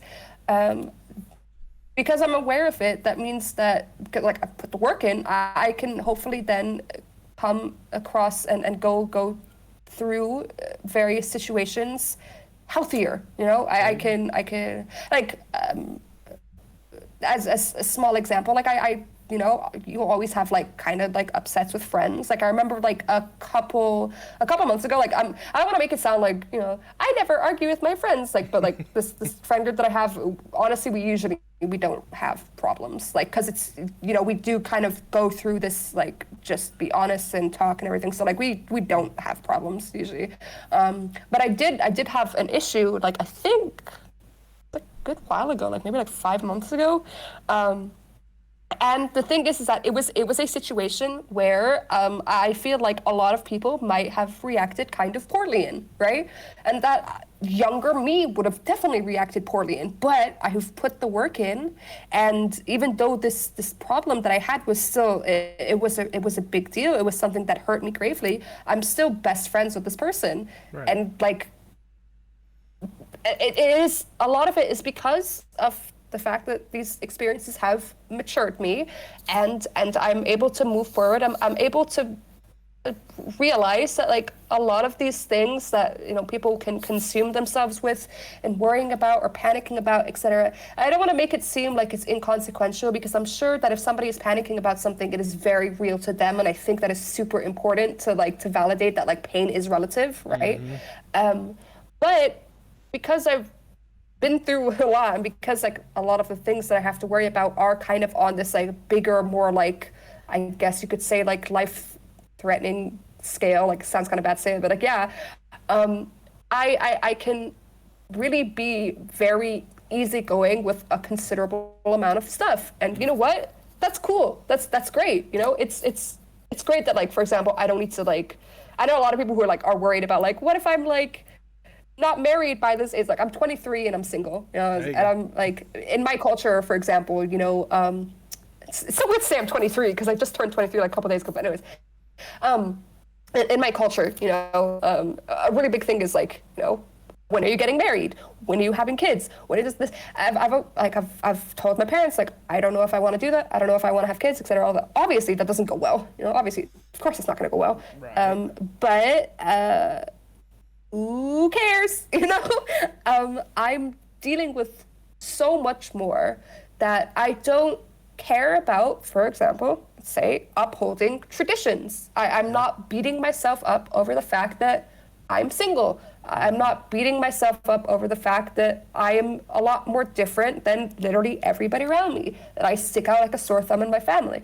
I've gone through enough so that things like this, which might be a huge, big, terrible problem for a lot of people, hell, even some of my siblings, right, who are like, whatever, I can brush it off and focus on things that matter to me. And like, I don't know if it's a good thing or a bad thing. I think it's a good thing personally, but it's just, when you go through a lot of this kind of stuff, when you're struggling a lot with mental illness and all this kind of stuff, one good thing I guess about it is that it really opens your eyes and it widens your perspective. It makes you, we're going back to what I said before, it makes you very efficient.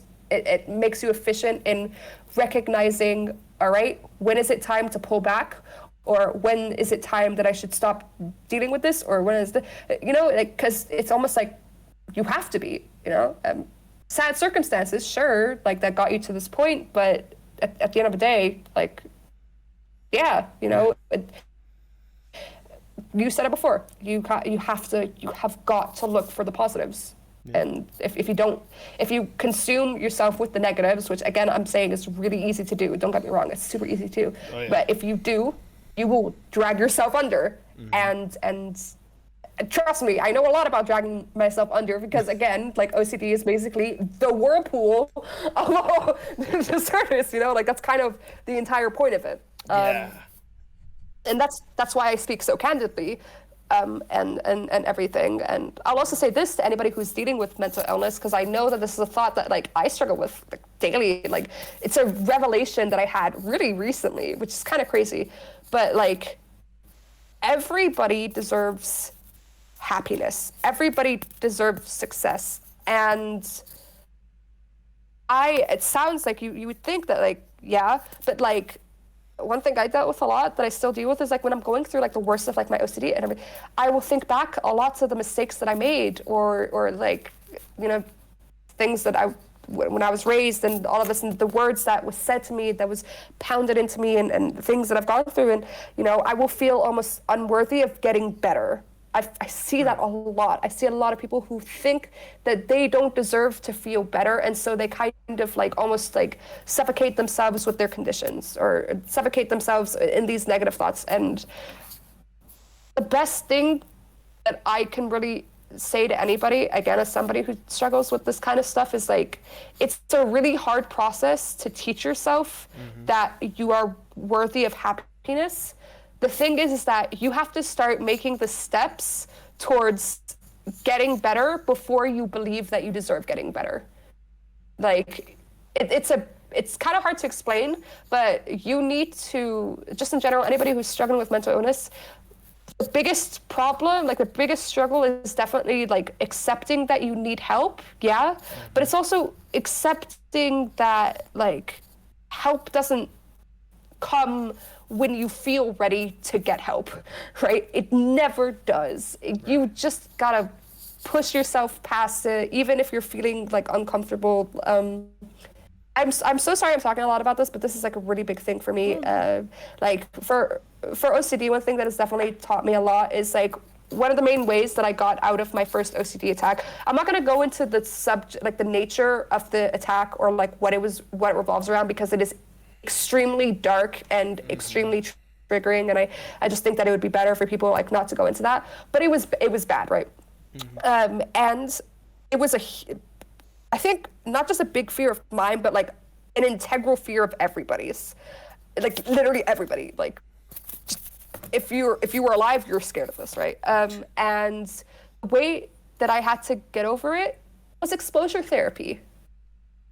I cannot tell you how fucking hard that is to not just you know to face it and everything, but to do that for hours and hours every day. To like, so if we think about, I guess the best way I can explain it to people who might not understand it is using traditional OCD, right?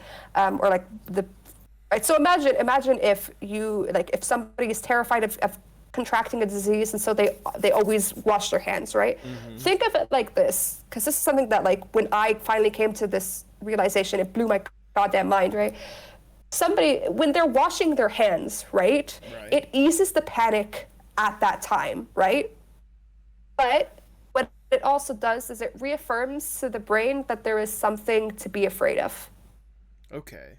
Why would you wash your hands? Like why are you washing your hands? It's because there is something inherently dangerous and terrible about your hands not being clean. So while it might calm the anxiety at that moment, it also makes it worse, because it's reaffirming to your brain and to yourself that there is something to be afraid of, right?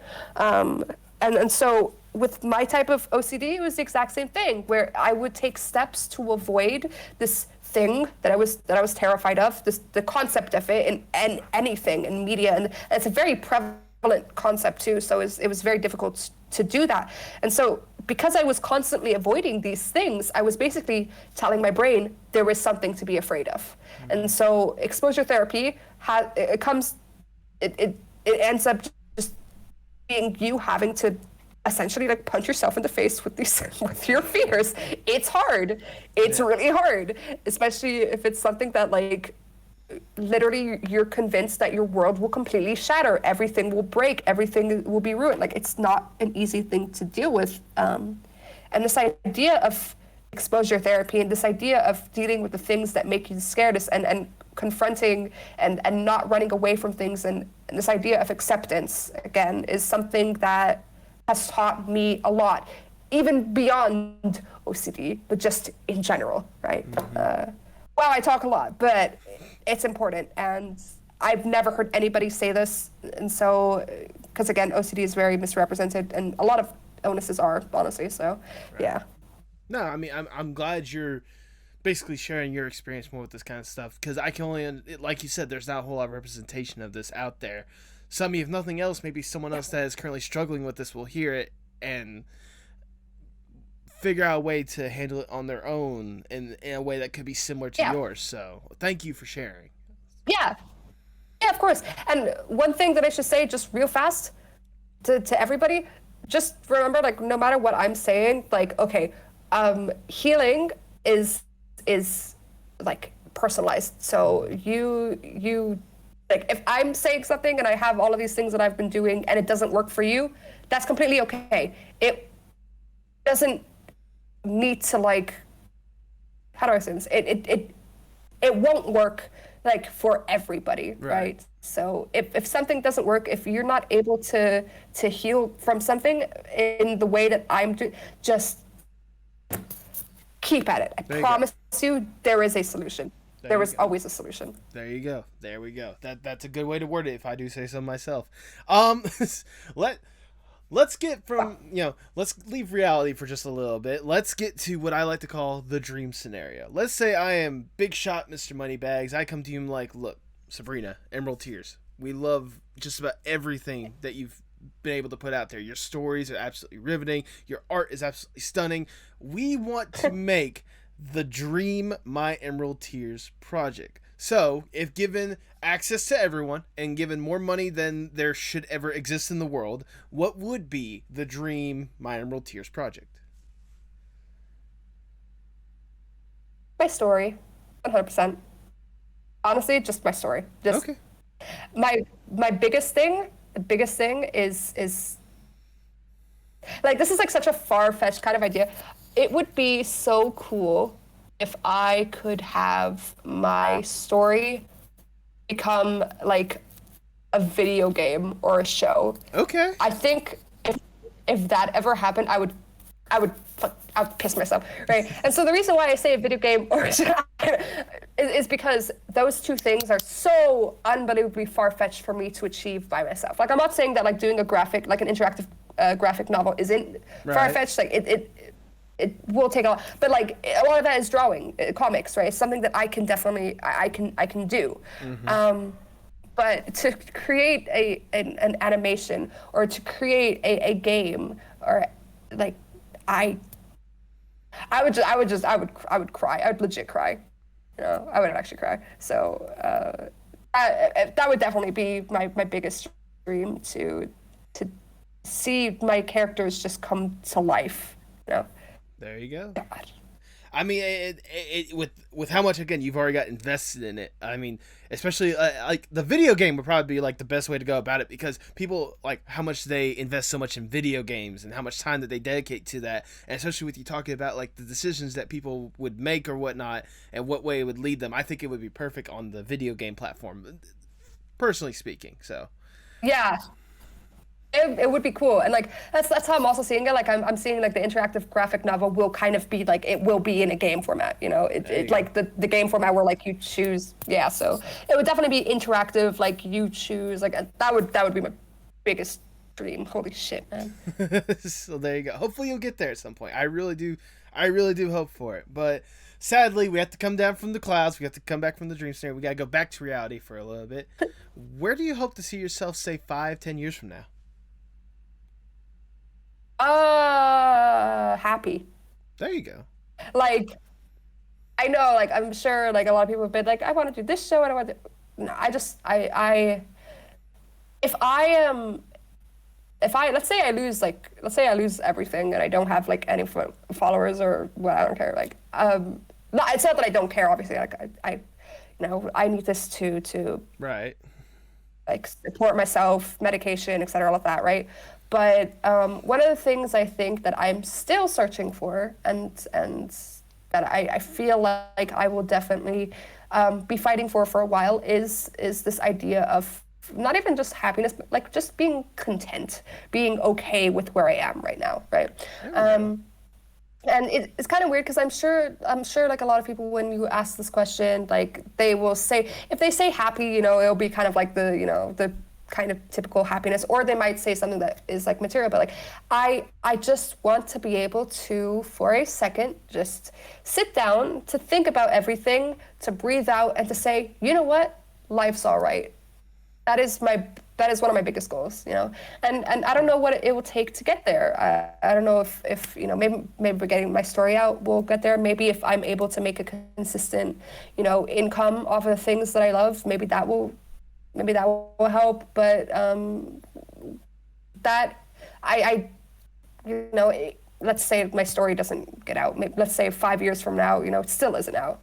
Okay, it's fine. It can take as long as it needs to. It doesn't even need to come out. But if I'm able to find a sense of self, and if I'm hopefully, you know, able to recover a lot from some of the stuff that I go through, heal a lot, and finally be okay with this experience of living that is more than I could ever ask for. And as much for, I would say I'm pretty easygoing, you know, like it doesn't even need to be constant. Like, even if it's just like, for like a day, I can just have a day where I'm like, wow, things are okay, you know, for that entire day. Like, that'd be pretty cool. There you go. That'd be pretty cool. That's a good way to look at it. It's a good mentality to have more than anything else.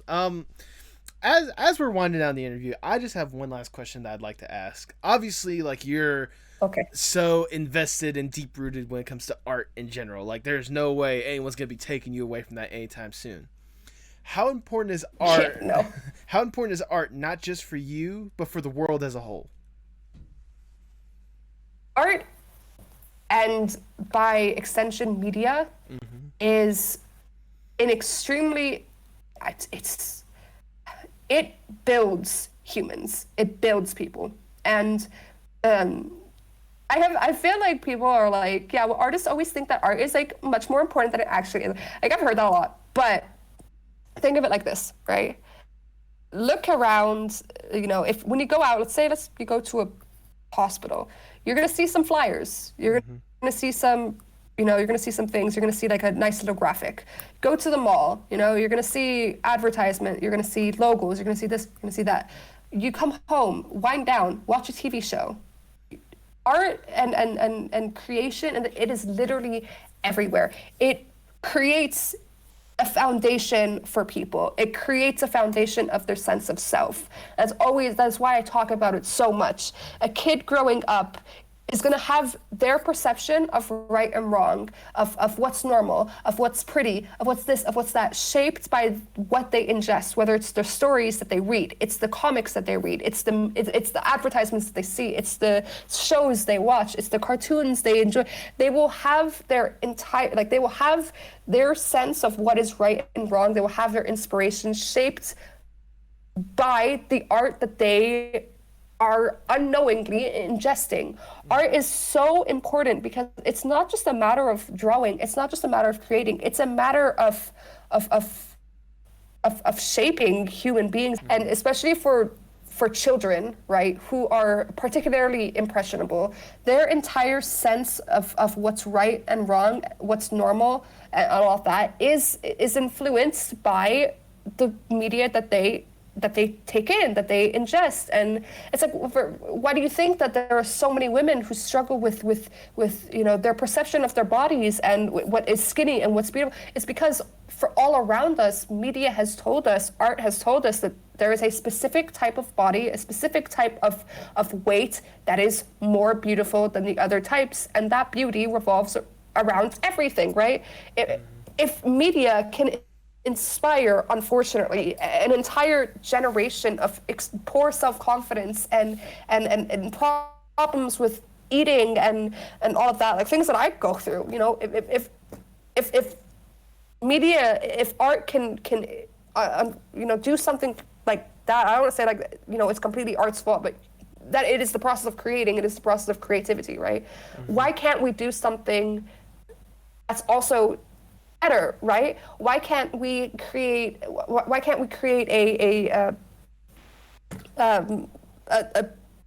kind of an environment of media, of art, that can make people feel comfortable looking the way that they do or going through things that they go through? Like, art is integral to almost everything. It is integral from the Stone Ages when it came to getting across information or expressing what people did on a daily basis to now, because whether we like it or not, art is everywhere and extremely important and a vital job. Think about literally any process, any kind of job, and somewhere in the line you are going to need an artist. Whether it's a graphic designer, it's a logo designer, it's an advert, like somebody who works with advertisement, it's a filmmaker, it's an illustrator. You will need art, right? And so, like, not only is art important in just upholding a form of society, it's also important because it is one of the main things that can influence, for better or for worse, how children will grow up seeing and experiencing the world around them. So yeah, art's vital. Like, it's extremely important. There we go. I can't think of a better way to word it myself. With that, that's all the questions I have for you. I've already showered you with a lot of praise, but I'm gonna shower you with more because it's my podcast. I do what I want. But oh my god, I just want to say that I've heard a good bit about you before I asked you to be on the podcast. You can mainly thank RT Grandpa for that, but now it's like, Okay. but like seeing your work beforehand and hearing so much wonderful things about you, it's like I knew I wanted to have you on this podcast. But now that I actually had a chance to sit down, chat, listen to your story, listen to just how amazing of a story it is, no matter which way you look at it, I just want to say that thank you for what you do, because I can imagine with health, it's hard with what you have going against you, how hard it is for you to like focus on your art or focus on other people at times. Like I can only imagine how rough it is for you, but the fact that you're still able to power through on a daily basis and still be an integral part for a lot of people's lives one way or another, and remaining a good force more than anything else to warrant your like honesty that you present out there to everyone else. It has been an honor to even just have a conversation with you, let alone be on a podcast with you. It's amazing the work that you do. The artwork that you create is absolutely amazing, and I cannot thank you enough for giving me your time to let this story be out there. So thank you for all you do. Thank you for your time, and I'm gonna be one of hundreds, thousands, one day millions that'll be rooting for you every single step of the way with whatever you do next, because you deserve a lot and then some. So thank you. God, wow. Shit, man. That means a lot, and to hear that you think that one day I can make it, that's big, because sometimes I don't know. I don't know if I'll make it. I don't know if I'm cut out for this. I don't know if I'm cut out for the creation worlds, or so I mean, I personally think like with the amazing stuff you're already putting out there, and especially like the story that you've been talking up more or less, and like all these incredible ideas, and again, like I said, the amazing and gorgeous art that you do present out there, like it just takes one right person to just see it, and I'm sure that person will see it one day, and you'll make it. I have full confidence in you. I really do. that's man, that's so sweet of you. I appreciate that. And you know what? I also know that a lot of it, unfortunately, is, if you're in the right place at the right time. And that's actually part of the reason why I want to be the right, like, I want anybody who comes into contact with me to feel like they were in the right place at the right time. That's why I want to give so much love, and why I want to, I want to spread and everything. There you go. Yeah. There we go. Basically, the long and short of it, at the end of the day, thank you. Just thank you. Oh, thank you. Thank you, man. Thank you. For the people that may not already know, go ahead and plug your stuff for the people at home. Oh, God. Okay. Hi. I'm MyEmeraldTears. You can find me at twitter.com/MyEmeraldTears. I'm posting there a lot. I will be getting back into streaming soon. I go by the same name on Twitch, MyEmeraldTears. And in fact, you can basically find me everywhere. And to anybody who's interested, if you want to talk more with me, I have a Discord server that is open. Anybody can join, and it is quite a lovely place, if I do say so myself. I know everybody says that about their community, but like, my community is so nice that it makes me surprised, honestly.